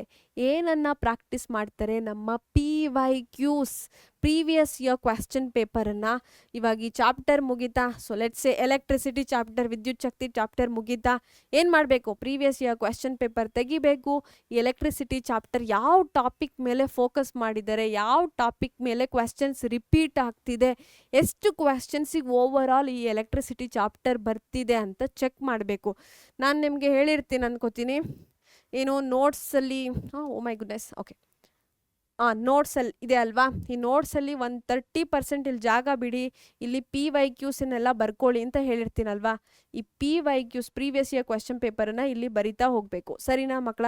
ಇದನ್ನು ಪ್ರಾಕ್ಟೀಸ್ ಮಾಡ್ಕೊಳ್ಳಿ. ನೀವು ಎಕ್ಸಾಮ್ ಹಿಂದಿನ ದಿನ ಕೂತ್ಕೊಂಡ್ಬಿಟ್ಟು PYQs ಎಲ್ಲಿದೆ, ಯಾವುದು ಇಂಪಾರ್ಟೆಂಟ್ ಕ್ವೆಶ್ಚನ್ ಅಂತ ತಲೆ ಕೆಡಿಸ್ಕೊಳ್ಳೋದು ತಪ್ಪುತ್ತೆ. ಯಾಕಂತಂದರೆ ಒಂದು ವೀಕೆಂಡಲ್ಲಿ ಏನು ಮಾಡ್ತೀರಾ, ಸಂಡೇ ಕೂತ್ಕೊಳ್ಳಿ ನಿಮ್ಮ PYQs ಜೊತೆ 1 hour ಸ್ಪೆಂಡ್ ಮಾಡಿದ್ರೆ ಸಾಕು ಮಕ್ಕಳ, ಎಲ್ಲದನ್ನು ನಿಮ್ಮ ನೋಟ್ಸಲ್ಲಿ ರೆಡಿ ಇರುತ್ತೆ, ಸರಿನಾ. ಇದನ್ನು ಪ್ರಾಕ್ಟೀಸ್ ಮಾಡಿ, ಇದು ಬೆಸ್ಟ್ ವೇ ಮಕ್ಕಳ. ನಿಮ್ಮ PYQs ನಿಮಗೆ ಅನಲೈಸ್ ಮಾಡೋದಕ್ಕೆ ಹೆಲ್ಪ್ ಮಾಡುತ್ತೆ. ನೀವು ಏನು 97 ಸ್ಕೋರ್ ಮಾಡಬೇಕು ಅಂದ್ಕೊಂಡಿದ್ರಲ್ವಾ, ಇದರೆಲ್ಲ ಮಾಡಿದ್ರೆ 100ಗೆ 100 ಸ್ಕೋರ್ ಮಾಡ್ತೀರಾ. ನೆಕ್ಸ್ಟ್ ಬಂದುಬಿಟ್ಟು ಫಾರ್ಮುಲಾ ಶೀಟ್ಸ್ ಇಂಪಾರ್ಟೆಂಟ್ ಮಕ್ಕಳ. ಫಾರ್ಮುಲಾ ಶೀಟ್ಸ್ ನಿಮ್ಮ ಫಿಸಿಕ್ಸ್ಗಾಗಲಿ, ಕೆಮಿಸ್ಟ್ರಿಗಾಗಲಿ ಅಥವಾ ಮ್ಯಾಥಮೆಟಿಕ್ಸ್ಗಾಗಲಿ ಇದನ್ನು ಮಾಡಿ ಇಟ್ಕೊಳ್ಳಿ ಮಕ್ಕಳ. ಒಂದು ಹ್ಯಾಂಡಿ ನೋಟ್ಬುಕ್ ಅಂತ ತೊಗೊಳ್ಳಿ, ಇಲ್ವಾ. ನಿಮ್ಮ 9ನೇ ಕ್ಲಾಸಲ್ಲಿ ಏನೆಲ್ಲ ಪೇಜಸ್ ಉಳಿದಿರುತ್ತೆ ಅಲ್ವಾ, ಆ ಪೇಜಸ್ ಎಲ್ಲ ಕಟ್ ಮಾಡಿಬಿಟ್ಟು ಒಂದು ಸ್ಟೆಪಲ್ ಅಥವಾ ಥ್ರೆಡ್ ಒಂದು ಹಾಕ್ಬಿಟ್ಟು ಅದನ್ನ ಪೇಪರನ್ನು ಇಟ್ಕೊಳ್ಳಿ, ಅಲ್ಲಿ ನಿಮ್ಮ ಫಾರ್ಮುಲಾಸ್ ಎಲ್ಲ ಬರ್ಕೊಳ್ಳಿ. ಸೊ ಇದು ಇಂಪಾರ್ಟೆಂಟು. ನೀವು ಅವಾಗವಾಗ ರೀಕಾಲ್ ಮಾಡ್ತಾ ಇದ್ದರೆ ನಿಮ್ಮ ಫಾರ್ಮುಲಾಸ್ ತಲೆಯಿಂದ ಮರ್ತೋಗಲ್ಲ. ಎಕ್ಸಾಮ್ ಟೈಮಲ್ಲಿ ಅದನ್ನು ಬೈ ಹಾರ್ಟ್ ಆಗ್ತೀರಾ, ರೋಟ್ ಲರ್ನಿಂಗ್ ಆಗ್ತೀರಾ. ಆದರೆ ಏನಾಗುತ್ತೆ, ಎಕ್ಸಾಮ್ ದಿನ ಪ್ರೆಷರ್ಗೆ, ಟೆನ್ಷನ್ಗೆ ಏನಾಗುತ್ತೆ, ಆ ಫಾರ್ಮುಲಾಸ್ ಅಲ್ಲಿ ಇಲ್ಲಿ ಮಿಕ್ಸ್ ಮ್ಯಾಚ್ ಆಗಿಬಿಟ್ಟು ಇನ್ನೇನೋ ಫಾರ್ಮುಲಾ ಹೊಸ್ದಾಗಿ ನೀವೇ ಕಂಡುಹಿಡಿತೀರಾ. ಆ ಥರ ಆಗಬಾರ್ದು ಅಂತ ಹೇಳಿದ್ರೆ ಒಂದು ಫಾರ್ಮುಲಾ ಶೀಟನ್ನು ರೆಡಿ ಮಾಡಬೇಕು. ಇದು ಡೇ 1ಇಂದನೇ ಶುರುವಾಗಬೇಕು, ಲಾಸ್ಟ್ ಎಂಡಲ್ಲಿ ಮಾಡಬಾರ್ದು, ಸರಿನಾ ಮಕ್ಕಳ. ಓಕೆ, ನೆಕ್ಸ್ಟ್ ಏನು ಇಂಪಾರ್ಟೆಂಟ್ ಮ್ಯಾಮ್, ನಾವು ಹೇಗೆ ಓದಬೇಕು, ಯಾವ ಬುಕ್ಕನ್ನು ರೆಫರ್ ಮಾಡಬೇಕು ಅಂತ. ನಮ್ಮ ಕರ್ನಾಟಕ ಸ್ಟೇಟ್ ಬೋರ್ಡಿಂದ ಒಂದು ಬುಕ್ಸ್ ಅಂತ ಕೊಡ್ತಾರೆ ನಿಮಗೆ, ಸೈನ್ಸ್ಗೆ, ಮ್ಯಾಥ್ಸ್ಗೆ ಎಲ್ಲ ಸಬ್ಜೆಕ್ಟ್ಗೂ ಒಂದೊಂದು ಬುಕ್ ಅಂತ ಇರುತ್ತೆ. ಅದು ನಮ್ಮ ಪ್ರೈಮರಿ ಸೋರ್ಸ್ ಆಗಿರುತ್ತೆ, ಆಯಿತಾ. ಅದನ್ನು ಫಸ್ಟ್ ನಾವು ರೆಫರ್ ಮಾಡಬೇಕು. ನೆಕ್ಸ್ಟ್ ಅಂತ ಹೇಳಿದ್ರೆ ರೈಟ್ ವೈಲ್ ಸ್ಟಡಿಂಗ್ ಅಂತ. ಓದ್ತಾ ಇರ್ತೀರಾ, ಜೊತೆಗೆ ಬರೀತಾನೂ ಇರಬೇಕು. ಓದಿ ಆಯಿತಾ, ಕಣ್ಮುಚ್ಕೋಬೇಕು, ಏನೆಲ್ಲ ಓದಿದ್ದೀರಾ ಅಂತ ರೀಕಾಲ್ ಮಾಡಬೇಕು, ರಿವೈಸ್ ಮಾಡಬೇಕು, ನಿಮ್ಮ ತಲೆಯಲ್ಲಿ ನೆನಪಿದೆಯಾ, ನಿಮ್ಗೆ ಅರ್ಥ ಆಗಿದೆಯಾ ಕಾನ್ಸೆಪ್ಟ್ ಅಂತ ರೀಚೆಕ್ ಮಾಡಬೇಕು, ಒಂದು ಸಲ ಬರೀಬೇಕು. ಏನಾದರೂ ಮಿಸ್ ಆಗ್ತಿದೆಯಾ ಮತ್ತೆ ನಿಮ್ಮ ಬುಕ್ ಓಪನ್ ಮಾಡಬೇಕು, ಚೆಕ್ ಮಾಡಬೇಕು, ಎಲ್ಲಿ ಏನು ತಪ್ಪಾಗ್ತಿದೆ ಅಂತ ನೀವೇ ಸೆಲ್ಫ್ ಅಸೆಸ್ಮೆಂಟ್ ಮಾಡ್ಕೋಬೇಕು. ಇದು ತುಂಬ ತುಂಬ ಇಂಪಾರ್ಟೆಂಟ್ ಮಕ್ಕಳ. ಸರಿನಾ? ನೆಕ್ಸ್ಟ್ ಬಂದ್ಬಿಟ್ಟು ಆವಾಗಲೇ ಹೇಳ್ದಾಗೆ ಫಾರ್ಮುಲಾ ಶೀಟ್, ರಿಯಾಕ್ಷನ್ ನೋಟ್ಬುಕ್ ತುಂಬ ತುಂಬ ಇಂಪಾರ್ಟೆಂಟ್. ಮತ್ತು ಸ್ಪೇಸ್ಡ್ ರಿವಿಷನ್, ಸ್ಪೇಸ್ಡ್ ರಿಪಿಟೇಷನ್ ಅಂತ ಎಲ್ಲ ಕ್ಲಾಸಲ್ಲೂ ಹೇಳಿರ್ತೀನಿ ಮಕ್ಕಳ. ಏನಂತ ಹೇಳಿದ್ರೆ, ಇವಾಗ ಒಂದು ಚಾಪ್ಟರ್ ಓದಿರ್ತೀರಾ, ಅದನ್ನ ಮರ್ತು ಬಿಟ್ಬಿಟ್ಟು ಎಕ್ಸಾಮ್ ಟೈಮಲ್ಲಿ ಓಪನ್ ಮಾಡಬಾರ್ದು. ಇವತ್ತು ನಾನು ಓದಿದ್ದೀನ, ಒಂದು 3 days ಬಿಟ್ಬಿಟ್ಟು ರೀಚೆಕ್ ಮಾಡಬೇಕು, ಎಲ್ಲ ನೆನಪಿದೆಯಾ ಓದಿದ್ದೆಲ್ಲ ಅಂತ ಚೆಕ್ ಮಾಡ್ಕೋಬೇಕು. ಅದನ್ನೇನು ಮಾಡ್ತಾರೆ ಮಕ್ಕಳು ಅಂತ ಹೇಳಿದ್ರೆ, ಇವತ್ತು ಒಂದು ಚಾಪ್ಟರ್ ಓದಿರ್ತಾರೆ, ಎಕ್ಸಾಮ್ ಹಿಂದಿನ ದಿನ ಇದನ್ನು ಆಲ್ರೆಡಿ ಓದಿದ್ನಲ್ಲ ಅಂತ ಚೆಕ್ ಮಾಡೋಕೆ ಹೋಗ್ತಾರೆ, ಏನೂ ನೆನಪಿರಲ್ಲ. ನಾವೆಲ್ಲ ರೋಬೋಟ್ ಅಲ್ಲ ಮಕ್ಕಳ, ನಾವು ಹ್ಯೂಮನ್ ಬೀಯಿಂಗ್ಸ್. ನಮಗೆ ಅವಾಗ ಸ್ವಲ್ಪ ನೆನಪಿಸ್ಬೇಕು, ನಾನು ಓದಿದ್ದೀನಿ ಅಂತ ನಮ್ಮ ಬ್ರೈನ್ಗೆ ಜ್ಞಾಪಿಸ್ಬೇಕು. ಹೇಗೆ ಜ್ಞಾಪಿಸ್ತೀರಾ ಅಂತ ಹೇಳಿದ್ರೆ, ಇವತ್ತು ಓದಿರೋದನ್ನ ಅವಾಗ ರೀಕಾಲ್ ಮಾಡ್ಕೋಬೇಕು. ಹೇಗೆ? 3 days ಒನ್ಸ್ ಮಾಡಿ, 5 days ಒನ್ಸ್ ಮಾಡಿ, 7 days ಒನ್ಸ್ ಮಾಡಿ, ಮತ್ತು 15 days ಒಂದ್ಸಲ ಮಾಡ್ತಾ ಇದ್ರೆ ನಮ್ಮ ಮೈಂಡೆಲ್ಲದು ಪರ್ಮನೆಂಟಾಗಿ ಉಳಿದಿರುತ್ತೆ, ನಾವು ಮರ್ತೋಗಲ್ಲ. ಸರಿನಾ ಮಕ್ಕಳ? ಓಕೆ, ನೆಕ್ಸ್ಟ್ ಬಂದ್ಬಿಟ್ಟು ಟಾಪರ್ ಆನ್ಸರ್ ಶೀಟ್ಸ್ ಮಕ್ಕಳ. ಇದನ್ನ ಲಾಸ್ಟಲ್ಲಿ ಯಾವಾಗಲೋ ಗೊತ್ತು ಮಾಡ್ಕೊಳ್ಳೋದಕ್ಕಿಂತ ಸ್ಟಾರ್ಟಿಂಗಲ್ಲೇ ನಿಮಗೆ ಗೊತ್ತಾಗಿರೋದು ತುಂಬ ತುಂಬ ಇಂಪಾರ್ಟೆಂಟ್. ಯಾಕಂತಂದರೆ ನಮ್ಮ ಬೋರ್ಡ್ ಇದೆಯಲ್ವಾ, ಕರ್ನಾಟಕ ಸ್ಟೇಟ್ ಬೋರ್ಡ್ ಏನಿದೆ, ಅದೇನು ಮಾಡುತ್ತೆ ಅಂತ ಹೇಳಿದ್ರೆ ವರ್ಷ ಟಾಪರ್ಸ್ ಆನ್ಸರ್ಸ್ ಅಂತ ಬಿಡ್ತಾರೆ. ಆಯಿತಾ? ಟಾಪರ್ಸ್ ಆನ್ಸರ್ಸ್ ಅಂತ ಹೇಳಿದ್ರೆ ಯಾರೆಲ್ಲ ಔಟ್ ಸ್ಕೋರ್ ಮಾಡಿರ್ತಾರಲ್ವ, ಅಥವಾ ಆ ಸಬ್ಜೆಕ್ಟಲ್ಲಿ ಆ ವರ್ಷ ಹೈಯೆಸ್ಟ್ ಯಾರು ಸ್ಕೋರ್ ಮಾಡಿರ್ತಾರೆ ಅವ್ರದ್ದು ಆನ್ಸರನ್ನು ವೆಬ್ಸೈಟಲ್ಲಿ ಬಿಡ್ತಾರೆ ಮಕ್ಕಳ. ಆನ್ಸರ್ ಶೀಟ್ ಅಥವಾ ಆನ್ಸರ್ ಬುಕ್ಲೆಟನ್ನು ವೆಬ್ಸೈಟಲ್ಲಿ ಬಿಡ್ತಾರೆ. ನೀವು ಸ್ವಲ್ಪ ಚೆಕ್ ಮಾಡಬೇಕು, ಯಾವ ಥರ ಬರೆದಿದ್ದಾರೆ, ಪಾಯಿಂಟ್ ವೈಸ್ ಇದೆ, ಡಯಾಗ್ರಾಮ್ ಇದೆಯಾ, ಫಾರ್ಮುಲಾ ಇದೆಯಾ, ನಿಮ್ಗೊಂದು ಐಡಿಯಾ ಸಿಗುತ್ತೆ, ಒಂದು ರೆಫರೆನ್ಸ್ ಅದು. ಆಯಿತಾ? ಅದಕ್ಕೋಸ್ಕರನೇ ನೀವು ಸ್ಟಾರ್ಟಿಂಗಿಂದನೇ ಟಾಪರ್ಸ್ ಆನ್ಸರ್ ಶೀಟನ್ನು ನೋಡಬೇಕು. ಆವಾಗ ತಾನೇ ನಿಮ್ಗೊಂದು ಐಡಿಯಾ ಸಿಕ್ಬಿಟ್ಟು ನೆಕ್ಸ್ಟ್ ಇಯರ್ ನೀವು ಟಾಪರ್ ಆಗ್ತೀರಾ. ಸರಿನಾ? ನಾನು ಮತ್ತೆ ಬಂದುಬಿಟ್ಟು ಈ ಥರ ಟಾಪರ್ಸ್ನ ಆನ್ಸರ್ ಚೆಕ್ ಮಾಡಿ ಅಂತ ನಾನು ಹೇಳಬೇಕು ನೆಕ್ಸ್ಟ್ ಕ್ಲಾಸಿಗೆ. ಸೊ ಯಾವಾಗಲೂ ಲಾಸ್ಟ್ ಡೇ ಎಕ್ಸಾಮ್ ಇದೆ ಅಂದಾಗ ಚೆಕ್ ಮಾಡೋದಕ್ಕಿಂತ ನೀವು ಸ್ಟಾರ್ಟಿಂಗಲ್ಲೇ ಚೆಕ್ ಮಾಡಿದ್ರೆ ನಿಮ್ಗೆ ಐಡಿಯಾ ಸಿಗುತ್ತೆ. ಆಯಿತಾ? ನಿಮ್ಮ ಮಾರ್ಕ್ಸ್ ಎಲ್ಲಿ ಲೂಸ್ ಆಗ್ಬೋದು ಅಂತೆಲ್ಲ ನಿಮ್ಗೊಂದು ಐಡಿಯಾ ಸಿಗುತ್ತೆ. ಸೊ ಟಾಪರ್ಸ್ ಆನ್ಸರ್ ಇದೆ ಅಲ್ವಾ, ಇದು ಬಂದ್ಬಿಟ್ಟು ಒಂದು ವೆಪನ್ ಥರ, ನಿಮಗೆ ಯುದ್ಧ ಮಾಡೋದಕ್ಕೆ ಒಂದು ಒಳ್ಳೆ ಅಸ್ತ್ರ ಅಂತ ಹೇಳ್ತಾರಲ್ಲ ಹಾಗೆ. ನೀವು ನಿಮ್ಮ ಬೋರ್ಡ್ ಎಕ್ಸಾಮಲ್ಲಿ ಔಟ್ ತೊಗೋಬೇಕು ಅಂತ ಹೇಳಿದ್ರೆ ಇದು ಒಂದು ಕೀ ಇಂಗ್ರೀಡಿಯೆಂಟ್. ನಿಮಗೆ ಆಲ್ರೆಡಿ ಒಂದು ಐಡಿಯಾ ಸಿಗುತ್ತೆ ಆನ್ಸರನ್ನು ಹೇಗೆ ಬರೀಬೇಕು ಅಂತ. ಸೊ ಟಾಪರ್ಸ್ ಆನ್ಸರನ್ನ ಮಿಸ್ ಮಾಡ್ದೇನೆ ವೆಬ್ಸೈಟಲ್ಲಿ ಚೆಕ್ ಮಾಡಬೇಕು ಮಕ್ಕಳ. ನೆಕ್ಸ್ಟ್ ಅಂತ ಹೇಳಿದ್ರೆ ಸ್ಟ್ರಕ್ಚರ್ಡ್ ರೆಸ್ಪಾನ್ಸಸ್, ನೀಟ್ ಡಯಾಗ್ರಾಮ್ಸ್ ಎಲ್ಲ ಇದ್ದರೆ ನಿಮಗೆ ಫುಲ್ ಮಾರ್ಕ್ಸ್ ಸಿಗುತ್ತೆ. ಇವಾಗ ನೀವು ನೋಡಬೇಕು, ಈ ಕ್ವೆಶ್ಚನ್ 2 ಮಾರ್ಕ್ಸಿಗೆ ಕೇಳ್ತಿದ್ದಾರಾ, 5 ಮಾರ್ಕ್ಸಿಗೆ ಬಂದಿದೆಯಾ, 3 ಮಾರ್ಕ್ಸಿಗೆ ಬಂದಿದೆಯಾ ಅಂತ. 2 ಮಾರ್ಕ್ಸಿಗೆ ಅಂತ ಕೇಳಿದ್ರೆ ನೀವು ಜಸ್ಟ್ ಡೆಫಿನೇಷನ್ ಆ ಥರ ಕೇಳಿರ್ತಾರೆ, ಬರೆದ್ರೆ ಸಾಕು. ಅದೇ ನೀವು 5 ಮಾರ್ಕ್ಸಿಗೆ ಅಂತ ಕೇಳಿದ್ರೆ ನೀವು ಎಲ್ಲೆಲ್ಲಾದರೂ ಡಯಾಗ್ರಾಮ್ ಇನ್ಕ್ಲೂಡ್ ಮಾಡೋಕ್ಕಾಗುತ್ತಾ ಆ ಕ್ವೆಶ್ಚನಿಗೆ, ಇನ್ಕ್ಲೂಡ್ ಮಾಡಿ. ಯೂನಿಟ್ಸ್ ಇದೆಯಾ, ಯೂನಿಟ್ಸ್ ಬರೀಬೇಕು. ಫಾರ್ಮುಲಾಸ್ ಇದೆಯಾ, ರಿಲೇಟೆಡ್ ಒನ್ ಬರೀಬೇಕು. ರಿಯಾಕ್ಷನ್ಸ್ ಇದೆಯಾ ಚೆಕ್ ಮಾಡಿ ಬರೀಬೇಕು. ಅಪ್ಲಿಕೇಶನ್ಸ್ ಇದೆಯಾ ಬರೀಬೇಕು. ನೀವು ಏನೆಲ್ಲ ಕಂಟೆಂಟನ್ನು ಕೊಡಬೇಕು ಅಂತ ನೀವು ಕ್ವೆಶ್ಚನ್ ಟಾಪಿಕ್ ಮೇಲೆ ಡಿಸೈಡ್ ಮಾಡಬೇಕಾಗತ್ತೆ. ಹೇಗೆ ಡಿಸೈಡ್ ಮಾಡ್ತೀರಾ? ಕ್ವೆಶ್ಚನ್ 2 ಮಾರ್ಕ್ಸಿಗೆ ಬಂದಿದೆಯಾ, 3 ಮಾರ್ಕ್ಸಿಗೆ ಬಂದಿದೆಯಾ, 5 ಮಾರ್ಕ್ಸಿಗೆ ಬಂದಿದೆಯಾ ಅಂತ ಚೆಕ್ ಮಾಡಬೇಕು. ಸರಿನಾ ಮಕ್ಕಳ? ಓಕೆ, ನೆಕ್ಸ್ಟ್ ಬಂದುಬಿಟ್ಟು ಆಲ್ರೆಡಿ ಹೇಳಿರೋದನ್ನೇ ಹೇಳ್ತಿದ್ದೀನಿ ಮತ್ತೆ ನೀವು ಇದನ್ನು ಸ್ಕಿಪ್ ಮಾಡೋ ಹಾಗೇ ಇಲ್ಲ. ಮೈಂಡ್ ಮ್ಯಾಪ್ಸ್ ಏನೆಲ್ಲ ಓದಿರ್ತೀರ ಅಲ್ವಾ, ನೀವೇ ಕಣ್ಣು ಮುಚ್ಕೊಂಡು ರೀಕಾಲ್ ಮಾಡಿ, ರೀಚೆಕ್ ಮಾಡಿ, ಬರ್ತಾ ಇದೆಯಾ ಅಂತ ಚೆಕ್ ಮಾಡಬೇಕು. ಅದನ್ನೇ ನಿಮ್ಮ ನೋಟಲ್ಲಿ ಬರ್ಕೋಬೇಕು. ಸರಿನಾ? ನೆಕ್ಸ್ಟ್ ಬಂದುಬಿಟ್ಟು ಫಾರ್ಮುಲಾ ಶೀಟ್ ಮಕ್ಕಳ, ಇಂಪಾರ್ಟೆಂಟ್. ಪದೇ ಹೇಳ್ತಾ ಇದ್ದೀನಿ ಅಂತ ಹೇಳಿದ್ರೆ ಇದ್ರ ಅವಶ್ಯಕತೆ ನಮಗಿದೆ ಅಂತ ಅರ್ಥ. ಸರಿನಾ? ನೆಕ್ಸ್ಟ್ ಬಂದುಬಿಟ್ಟು ಪ್ರೀವಿಯಸ್ ಇಯರ್ ಕ್ವೆಶ್ಚನ್ ಪೇಪರ್ ಆವಾಗಲೇ ಹೇಳ್ದಾಗೆ ಓಪನ್ ಮಾಡಬೇಕು. ಯಾವ ಚಾಪ್ಟರಿಂದ ಯಾವ್ಯಾವ ಥರ ಎಲ್ಲ ಕ್ವೆಶ್ಚನ್ಸ್ ಬಂದಿದೆ ಅಂತ ಚೆಕ್ ಮಾಡಬೇಕು, ಅನಲೈಸ್ ಮಾಡಬೇಕು. ನೆಕ್ಸ್ಟ್ ಬಂದುಬಿಟ್ಟು ಇದು ಕೂಡ ಇಂಪಾರ್ಟೆಂಟ್ ಮಕ್ಕಳ, ಏನು ಓದಿರ್ತೀರಾ ಅಲ್ವಾ ಅದನ್ನ ನೀವೇ ಟೀಚ್ ಮಾಡೋ ಥರ. ಇವಾಗ ನಾನು ಕಲ್ತಿರೋದನ್ನ ನಾನು ನಿಮಗೆ ಬಂದು ಹೇಳ್ಕೊಡ್ತಿದ್ದೀನಲ್ವಾ, ನೀವು ಅದೇ ಥರ ನೀವೇನೆಲ್ಲ ಓದಿರ್ತೀರಾ ಅಲ್ವಾ, ನೀವು ಒಬ್ಬರೇ ಇದ್ರೆ ರೂಮಲ್ಲಿ ಸುಮ್ಮನೆ ಹಾಗೆ ಹೇಳ್ತಾ ಹೋಗಿ, ಅಥವಾ ನಿಮ್ಮ ಫ್ರೆಂಡ್ಸಿಗೆ ಯಾರಿಗಾದ್ರೂ ಅರ್ಥ ಆಗಿಲ್ಲ ಅಂತ ಹೇಳಿದ್ರೆ ಅವ್ರಿಗೆ ಎಕ್ಸ್ಪ್ಲೈನ್ ಮಾಡಿ. ಅವ್ರಿಗೆಲ್ಲ ಹೇಳ್ಕೊಡೋಕ್ಕಾಗಲ್ಲ ಅಂದರೆ ಅಟ್ಲೀಸ್ಟ್ ನಿಮ್ಮ ಮನೆಯಲ್ಲಿ ನಿಮ್ಮ ರೂಮಲ್ಲಿ ನೀವೇ ಸುಮ್ಮನೆ ಹಾಗೆ ಪಾಠ ಮಾಡ್ತಿರೋ ಥರ ಮಾಡಿ ಆಯಿತಾ. ಇದು ಒಳ್ಳೆಯದು ಮೆಥಡ್ ಮಕ್ಕಳ. ನಿಮಗೆ ಎಲ್ಲಿ ಏನು ತಪ್ಪಾಗ್ತಿದೆ ಅಂತ ನೀವೇ ಅನಲೈಸಿಸ್ ಮಾಡ್ಕೋತೀರಾ, ಸೆಲ್ಫ್ ಅಸೆಸ್ಮೆಂಟ್ ನಿಮಗೆ, ಸರಿನಾ. ಇದು ಕೂಡ ಒಂದು ಒಳ್ಳೆ ಟೆಕ್ನಿಕ್ ಮಕ್ಕಳ, ಟ್ರೈ ಮಾಡಿ. ನೆಕ್ಸ್ಟ್ ಅಂತ ಹೇಳಿದ್ರೆ, ಏನಕ್ಕೆ ನೀವೆಲ್ಲ ಮಾರ್ಕ್ಸನ್ನ ಲೂಸ್ ಮಾಡ್ಕೋತಿದ್ದೀರಾ, ಕಳ್ಕೊತೀರಾ, ಔಟ್ ಆಫ್ ಔಟ್ ಏನಕ್ಕೆ ತೊಗೊಳಕ್ಕಾಗಲ್ಲ ಅಂತ ಹೇಳಿದ್ರೆ ಕೆಲವೊಂದು ಮಿಸ್ಟೇಕ್ ಮಾಡ್ತೀರಾ. ಆ ಮಿಸ್ಟೇಕ್ ಮಾಡೋದ್ರಿಂದ ಏನಾಗುತ್ತೆ, ನಮ್ಮ ಮಾರ್ಕ್ಸ್ ಅಥವಾ ಔಟ್ ಆಫ್ ಔಟ್ ಸ್ಕೋರ್ ಮಾಡಬೇಕು ಅಂತಿರ್ತೀವಲ್ವ ಸೈನ್ಸಲ್ಲಿ, ಅದು ದೂರ ದೂರ ಹೋಗುತ್ತೆ.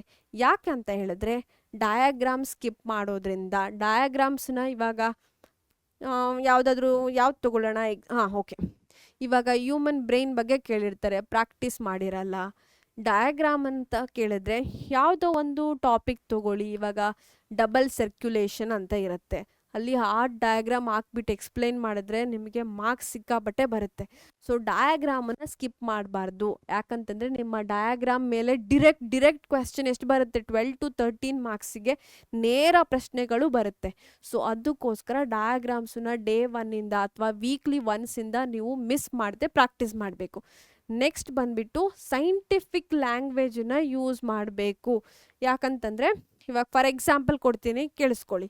ಎಲೆಕ್ಟ್ರಿಸಿಟಿಯಲ್ಲಿ ಚಾರ್ಜಲ್ಲೇ ಏನು ರೆಸಿಸ್ಟೆನ್ಸ್ ಅಂತ ಬಳಸಿದ್ರು ಬದಲಿ ಅಪೋಸಿಷನ್ ಟು ಎಲೆಕ್ಟ್ರಿಕ್ ಫ್ಲೋ, ಈ ಥರ ಡೆಫಿನೇಷನನ್ನು ನಾವು ಬರಿಬಾರ್ದು. ಅಲ್ಲಿ ಸೈಂಟಿಫಿಕ್ ವರ್ಡ್ಗಳನ್ನು ಯೂಸ್ ಮಾಡೋದಕ್ಕೆ ಟ್ರೈ ಮಾಡಬೇಕು. For example next preparing food ಅಂತ ಬರೆಯೋದಕ್ಕಿಂತ plants will prepare their food ಅಂತ ಬರೆಯೋದಕ್ಕಿಂತ ಫೋಟೋಸಿಂಥೆಸಿಸ್ ಅಂತ ಬರಿಬೋದು. ಎಲ್ಲಿ ನಾವು ಕರೆಕ್ಟಾಗಿರೋ ವೈಜ್ಞಾನಿಕ ಪದನ, ಸೈಂಟಿಫಿಕ್ ವರ್ಡನ್ನ ಯೂಸ್ ಮಾಡೋಕ್ಕಾಗುತ್ತೆ, ಅಲ್ಲಿ ಎಲ್ಲ ನಾವೇನು ಮಾಡಬೇಕು, ಸೈಂಟಿಫಿಕ್ ವರ್ಡ್ಸನ್ನ ಯೂಸ್ ಮಾಡಬೇಕು. ಯಾಕಂತಂದರೆ ಅವೆಲ್ಲ ಕೀ ವರ್ಡ್ಸ್. ನಿಮ್ಮ ಎಕ್ಸಾಮೈನರ್ ಈ ಥರ ಕೀ ವರ್ಡ್ಸ್ಗಳಿಗೋಸ್ಕರ ನೋಡ್ತಾ ಇರ್ತಾರೆ. ನೆಕ್ಸ್ಟ್ ಏನು ಅಂತ ಹೇಳಿದ್ರೆ, ನಮ್ಮ ಕೆಮಿಸ್ಟ್ರಿಯಲ್ಲಿ ಒಂದು ಚಾಪ್ಟರ್ ಅದಕ್ಕೋಸ್ಕರನೇ ಡೆಡಿಕೇಟ್ ಮಾಡಿದ್ದಾರೆ. ಯಾವುದಕ್ಕೋಸ್ಕರ? Balancing of chemical equations, chemical reactions ಮತ್ತು ಈಕ್ವೇಷನ್ಸ್ ಅಂತ ಒಂದು ಚಾಪ್ಟರ್ ಇದೆ ಅಲ್ವಾ. ಮೊದಲನೇ ಕೆಮಿಸ್ಟ್ರಿ ಚಾಪ್ಟರಲ್ಲಿ ನಾವೇನು ಕಲಿತೀವಿ, ಈಕ್ವೇಷನ್ ಹೇಗೆ ಬ್ಯಾಲೆನ್ಸ್ ಮಾಡೋದು ಅಂತ ಕಲಿತೀವಲ್ವಾ. ಸೊ ರ್ಯಾಂಡಮ್ ಆಗಿ ನಾವು ಈಕ್ವೇಷನ್ ಬರೆಯೋದಕ್ಕಿಂತ ಬ್ಯಾಲೆನ್ಸ್ ಮಾಡಿ ಈಕ್ವೇಷನನ್ನು ಬರೆದ್ರೆ ನಮಗೆ ಫುಲ್ ಮಾರ್ಕ್ಸ್ ಸಿಗುತ್ತೆ ಮಗಳ. ಆ ಕ್ವೆಶ್ಚನಿಗೆ ಎಷ್ಟು ಮಾರ್ಕ್ಸ್ ಇರುತ್ತೆ ಅಲ್ವಾ, ಅಷ್ಟು ಮಾರ್ಕ್ಸ್ ಸಿಗುತ್ತೆ, ಸರಿನಾ. ಇನ್ನೂ ಒಂದು ಇಂಪಾರ್ಟೆಂಟ್ ಮಕ್ಕಳ, ಬ್ಯಾಲೆನ್ಸ್ಡ್ ಈಕ್ವೇಷನ್ ಅಂತ 3 ಮಾರ್ಕ್ಸಿಗೆ ಡೈರೆಕ್ಟ್ ಕ್ವೆಶನ್ ಕೇಳಿದ್ದಾರೆ ಲಾಸ್ಟ್ ಇಯರ್ ಎಲ್ಲ. ಸೊ ಗಮನ ಇರಲಿ ಬ್ಯಾಲೆನ್ಸಿಂಗ್ ಆಫ್ ಈಕ್ವೇಷನ್ಸಲ್ಲಿ. ನೆಕ್ಸ್ಟ್ ಏನು ಅಂತ ಹೇಳಿದ್ರೆ, ನಮ್ಮ ಫಿಸಿಕ್ಸಲ್ಲಿ ಅಥವಾ ಮ್ಯಾಥಮೆಟಿಕ್ಸಲ್ಲಿ ಸ್ಟೆಪ್ಸನ್ನು ಸ್ಕಿಪ್ ಮಾಡಬಾರ್ದು. ಪ್ರಾಬ್ಲಮ್ ಕೇಳಿದ್ದಾರೆ ಅಂತ ಹೇಳಿದ್ರೆ ಸ್ಟೆಪ್ ಬೈ ಸ್ಟೆಪ್ ಏನು ಬಿಡಿಸ್ಬೇಕು. ಸೊ ಡಿರೆಕ್ಟಾಗಿ ಸ್ಟೆಪ್ಸನ್ನು ಜಂಪ್ ಮಾಡಿಬಿಟ್ಟು ನೇರವಾಗಿ ಆನ್ಸರ್ ಇಡಬಾರ್ದು. ಯಾಕಂತಂದರೆ ಎಲ್ಲ ಸ್ಟೆಪ್ಸ್ಗಳಿಗೂ ಏನಿರುತ್ತೆ, ಪರ್ಟಿಕ್ಯುಲರ್ ಆಗಿ ಸ್ಪೆಸಿಫೈ ಆಗಿ ಇಷ್ಟು ಮಾರ್ಕ್ಸ್ ಅಂತ ಅಲಾಟ್ ಮಾಡಿರ್ತಾರೆ ಎಲ್ಲ ಸ್ಟೆಪ್ಸ್ಗಳಿಗೂ ಕೂಡ. ಸೊ ಸ್ಟೆಪ್ಸನ್ನು ಸ್ಕಿಪ್ ಮಾಡಬಾರ್ದು ಎಲ್ಲಿ, ಬೋರ್ಡ್ ಎಕ್ಸಾಮ್ಸಲ್ಲಿ. ನಮ್ಮ ಕಾಂಪಿಟೇಟಿವ್ ಎಕ್ಸಾಮ್ಸ್ಗೆ ಅದು ಬೇರೆ ಲೋಕನೇ ಇದೆ, ಬಟ್ ನಮ್ಮ ಬೋರ್ಡ್ ಎಕ್ಸಾಮ್ಸ್ಗೆ ಸ್ಟೆಪ್ಸನ್ನು ಸ್ಕಿಪ್ ಮಾಡಬೇಡಿ, ಸರಿನಾ ಮಕ್ಕಳ. ಸೊ ನೆಕ್ಸ್ಟ್ ಏನು ಇಂಪಾರ್ಟೆಂಟ್ ಅಂತ ಹೇಳಿದ್ರೆ, ನಮ್ಮ ಇಂಟರ್ನಲ್ ಮಾರ್ಕ್ಸ್ ಅಂತ ಹೇಳಿದ್ನಲ್ವ, ಇಂಟರ್ನಲ್ ಅಸೆಸ್ಮೆಂಟ್ 20 ಮಾರ್ಕ್ಸ್ ನಮ್ಮ ಟೀಚರ್ ಕೈಯಲ್ಲಿರುತ್ತೆ ಅಂತ ಅದನ್ನು ನೆಗ್ಲೆಕ್ಟ್ ಮಾಡಬೇಡಿ. ಅಲ್ಲಿ 20 ಮಾರ್ಕ್ಸ್ಗೆ 20 ತೊಗೊಳಕ್ಕೆ ಟ್ರೈ ಮಾಡಿ ಆಯಿತಾ. ನಮ್ಮ ಟೀಚರ್ಸ್ ಏನು ನಿಮಗೆ ಏನು ಸಿಕ್ಕಾಪಟ್ಟೆ ವರ್ಕ್ ಕೊಡಲ್ಲ, ನಿಮಗೆ 20 ಮಾರ್ಕ್ಸ್ ಕೊಡಬೇಕು ಅಂತ ಅವ್ರಿಗೂ ಇಷ್ಟ ಇರುತ್ತೆ. ಆ ಇಷ್ಟನ ದಯವಿಟ್ಟು ಅರ್ಥ ಮಾಡ್ಕೊಂಡು ಏನೆಲ್ಲ ಅವ್ರು ನಿಮಗೆ ಪ್ರಾಜೆಕ್ಟ್ ಮಾಡೋದಕ್ಕೆ ಹೇಳ್ತಾರೆ ಅದನ್ನೆಲ್ಲ ಕಂಪ್ಲೀಟ್ ಮಾಡಬೇಕು, ಸರಿನಾ. ನೆಕ್ಸ್ಟ್ ಏನು ಅಂತ ಹೇಳಿದ್ರೆ, ನಾಟ್ ಯೂಸಿಂಗ್ ಇಂಟರ್ನಲ್ ಚಾಯ್ಸಸ್. ಏನು ಅಂತ ಹೇಳಿದ್ರೆ, ನಮ್ಮ ಬೋರ್ಡ್ ಎಕ್ಸಾಮ್ ಪೇಪರಲ್ಲಿ ಕೆಲವು ಕ್ವೆಶ್ಚನ್ಸ್ಗಳಿಗೆ ಆಪ್ಷನ್ಸ್ ಇರುತ್ತೆ. ನೀವು ಈ ಕ್ವೆಶ್ಚನ್ಗಾದರೂ ಆನ್ಸರ್ ಮಾಡಿರಿ, ಅಥವಾ ಇನ್ನೂ ಒಂದು ಕ್ವೆಶ್ಚನ್ಸ್ ಕೊಟ್ಟಿರ್ತಾರೆ, 6 ಕ್ವೆಶ್ಚನ್ಸ್ ಟೈಪ್ ಅಂತ ಇರುತ್ತೆ, ಇದನ್ನಾದರೂ ಬರೀರಿ ಅಂತ. ನಿಮಗೆ ಎಲ್ಲಿ ಆನ್ಸರ್ ಚೆನ್ನಾಗಿ ಬರುತ್ತೆ, ನೀವೆಲ್ಲಿ ಕ್ವೆಶ್ಚನನ್ನು ಎರಡನ್ನೂ ಕಂಪೇರ್ ಮಾಡಿ, ಯಾವ ಕ್ವೆಶ್ಚನಲ್ಲಿ ನಿಮಗೆ ಜಾಸ್ತಿ ಸ್ಕೋರಿಂಗ್ ಅಂತ ಅನಿಸುತ್ತೆ ಆ ಟಾಪಿಕ್ ಮೇಲೆ, ಆ ಕ್ವೆಶ್ಚನ್ ಮೇಲೆ ಸೆಲೆಕ್ಟ್ ಮಾಡಿಬಿಟ್ಟು ಆನ್ಸರ್ ಬರಿಬೇಕು. ರ್ಯಾಂಡಮ್ ಆಗಿ ಬರಿಬಾರ್ದು. ಇದು ಕ್ಲಿಯರ್ ಇದೆಯಾ ಮಕ್ಕಳ? ಓಕೆ. ನೆಕ್ಸ್ಟ್ ಏನಪ್ಪ ಅಂತ ಹೇಳಿದ್ರೆ, ಸ್ಕಿಪ್ಪಿಂಗ್ ಈಸಿ ಚಾಪ್ಟರ್ಸ್ ಹೇಳಿದೆ ಅಲ್ವಾ. ಈ ಎರಿಡಿಟಿ ಮತ್ತು ಯಾವುದು ಅವರ್ ಎನ್ವೈರ್ನಮೆಂಟ್, ನಮ್ಮ ಪರಿಸರ ಅಂತೆಲ್ಲ ಚಾಪ್ಟರ್ಸ್ ಇದೆಯಲ್ವಾ, ಇದು ತುಂಬ ತುಂಬ ಈಸಿ ಚಾಪ್ಟರ್ಸ್ ಮಕ್ಕಳ. ಆರಾಮಾಗಿ 3 ಮಾರ್ಕ್ಸ್ 4 ಮಾರ್ಕ್ಸನ್ನು ತೊಗೋಬೋದು. ಸೊ ನಾವೇನು ಮಾಡಬೇಕು, ಔಟ್ ತೊಗೋಬೇಕು ಅಂತ ಹೇಳಿದ್ರೆ ಈಸಿ ಚಾಪ್ಟರ್ಸನ್ನು ಸ್ಕಿಪ್ ಮಾಡಬಾರ್ದು. ಒಂದು ಹಾಫ್ ಆನ್ ಅವರ್ ಸ್ಪೆಂಡ್ ಮಾಡಿಬಿಟ್ರೆ ನಿಮಗೆ ಗೊತ್ತಾಗುತ್ತೆ ಈ ಚಾಪ್ಟರಿಂದ ಇದೇ ಟಾಪಿಕ್ಗಳು ಬರೋದು, ಈ ಟಾಪಿಕ್ ಬಿಟ್ಟು ಬೇರೆ ಇನ್ನೇನೂ ಬರಲ್ಲ, ಸೊ ಓದೋಣ ಅಂತ ನೀವೇ ಹೇಳ್ತೀರಾ. ಸೊ ಈಸಿ ಚಾಪ್ಟರ್ಸನ್ನು ಬಿಡಬಾರ್ದು ಮಕ್ಕಳ. ನೆಕ್ಸ್ಟ್ ಬಂದುಬಿಟ್ಟು ಟೈಮ್ ಮ್ಯಾನೇಜ್ಮೆಂಟ್ ತುಂಬ ಇಂಪಾರ್ಟೆಂಟ್. ಎಷ್ಟೋ ಮಕ್ಕಳಿಗೆ ಆನ್ಸರ್ಸ್ ಗೊತ್ತಿರುತ್ತೆ, ಎಕ್ಸಾಮ್ ಟೈಮಲ್ಲಿ ಬರೆಯಲ್ಲ, ಹಾಗೆ ಬ್ಲ್ಯಾಂಕ್ ಬಿಟ್ಬಿಟ್ಟು ಸ್ಟನ್ ಆಗಿಬಿಡ್ತಾರೆ, ಟೈಮು ಓಡ್ತಾ ಇರುತ್ತೆ. ಆಮೇಲೆ ಹೇಳ್ತಾರೆ ಆನ್ಸರ್ ಗೊತ್ತಿತ್ತು ಬರೆಯೋಕ್ಕಾಗಲಿಲ್ಲ ಅಂತ ಯೋಚನೆ ಮಾಡ್ತಾರೆ. ಯಾಕೆ ಈ ಥರ ಆಗುತ್ತೆ ಅಂತ ಹೇಳಿದ್ರೆ, ನೀವು ಬರೀ ಎಕ್ಸಾಮ್ ಬರೋ ತನಕ ಏನು ಮಾಡ್ತೀರಾ, ಬರೀ ಓದ್ತಾ ಇರ್ತೀರಾ, ಬರ್ದಿರಲ್ಲ. ಎಕ್ಸಾಮ್ಗೆ ಡಿರೆಕ್ಟಾಗಿ ಹೋಗಿ ಬರೆಯೋದಕ್ಕೆ ಹೋದರೆ ನಿಮಗೆ ಎಲ್ಲಿ ಎಷ್ಟು ಸಮಯ ಕೊಡಬೇಕು ಅಂತ ಗೊತ್ತಾಗಲ್ಲ. 2 ಮಾರ್ಕ್ಸಿಗೆ ಅಂತ ಹೇಳಿದ್ರೆ ಒಂದು 3 ಮಿನಿಟ್ಸಲ್ಲಿ ಒಂದು ಕ್ವೆಶ್ಚನನ್ನು ಕಂಪ್ಲೀಟ್ ಮಾಡೋದಕ್ಕೆ ಟ್ರೈ ಮಾಡಬೇಕು. ನೀವೇನು ಮಾಡ್ತೀರಾ, ಜಸ್ಟ್ 2 ಮಾರ್ಕ್ಸಿಗೆ ಒಂದು 6 ಮಿನಿಟ್ಸೋ 7 ಮಿನಿಟ್ಸೋ ತೊಗೊಂಡು ಬರೀತಾ ಇರ್ತೀರಾ, ಡಬಲ್ ಟೈಮ್ ತೊಗೋತೀರಾ. ಆ ಥರ ಮಾಡಬಾರ್ದು. ಅದಕ್ಕೋಸ್ಕರ ಏನು ಮಾಡಬೇಕು, ವೀಕ್ಲಿ ಒನ್ಸು ನಿಮ್ಮ PYQs ಅಥವಾ ಪ್ರೀವಿಯಸ್ ಇಯರ್ ಕ್ವೆಶ್ಚನ್ ಪೇಪರ್ ತೊಗೋಬೇಕು, ಬರೀತಾ ಇರಬೇಕು. ನಿಮಗೆ ಟೈಮ್ ಮ್ಯಾನೇಜ್ ಮಾಡೋಕ್ಕಾಗುತ್ತಾ ಅಂತ ನೋಡಬೇಕು. ಸರಿನಾ? ಇದನ್ನು ನೀವು ಡೇ 1ಇಂದನೇ ನಿಮಗೆ ಇಷ್ಟೊಂದೆಲ್ಲ ಕಾನ್ಸೆಪ್ಟ್ ಗೊತ್ತಿದ್ದರೆ ನಿಮ್ಮ ಬೋರ್ಡ್ ಎಕ್ಸಾಮ್ ಈಸಿ ಆಗಿರುತ್ತೆ ಮಕ್ಕಳ, ಆರಾಮಾಗಿ ಹೋಗಿ ಬರೀತೀರಾ. ಸರಿನಾ ಮಕ್ಕಳ? ನಾನಿವಾಗ ನಿಮಗೆ ಎಕ್ಸಾಮ್ಗೆ ಬೇಕಾಗಿರುವಂತಹ ಕೀ ಟಿಪ್ಸ್ಗಳನ್ನು ಕೊಟ್ಟಿದ್ದೀನಿ. ನಿಮ್ಮ ಸೈನ್ಸ್ ಸಬ್ಜೆಕ್ಟಲ್ಲಿ ಔಟ್ ತೊಗೋಬೇಕಂತ ಹೇಳಿದ್ರೆ ನಮ್ಮ ಪ್ಲ್ಯಾನಿಂಗ್ ಹೇಗಿರಬೇಕು, ಟಾಪರ್ಸ್ ಆನ್ಸರ್ ಶೀಟನ್ನ ಹೇಗೆ ಯುಟಿಲೈಸ್ ಮಾಡ್ಕೋಬೇಕು, ಬಳಸ್ಕೋಬೇಕು ಅಂತೆಲ್ಲ ನಾನು ನಿಮಗೆ ಕೀ ಟಿಪ್ಸ್ ಕೊಟ್ಟಿದ್ದೀನಿ. ಈ ಕೀ ಟಿಪ್ಸ್ಗಳನ್ನೆಲ್ಲ ನೀವು ಡೇ 1ಇಂದನೇ ಪ್ರಾಕ್ಟೀಸ್ ಮಾಡಬೇಕು. ಸರಿನಾ ಮಕ್ಕಳ? ಸೊ ನಿಮ್ಮೆಲ್ರಿಗೂ ಥ್ಯಾಂಕ್ ಯು ಮಕ್ಕಳ.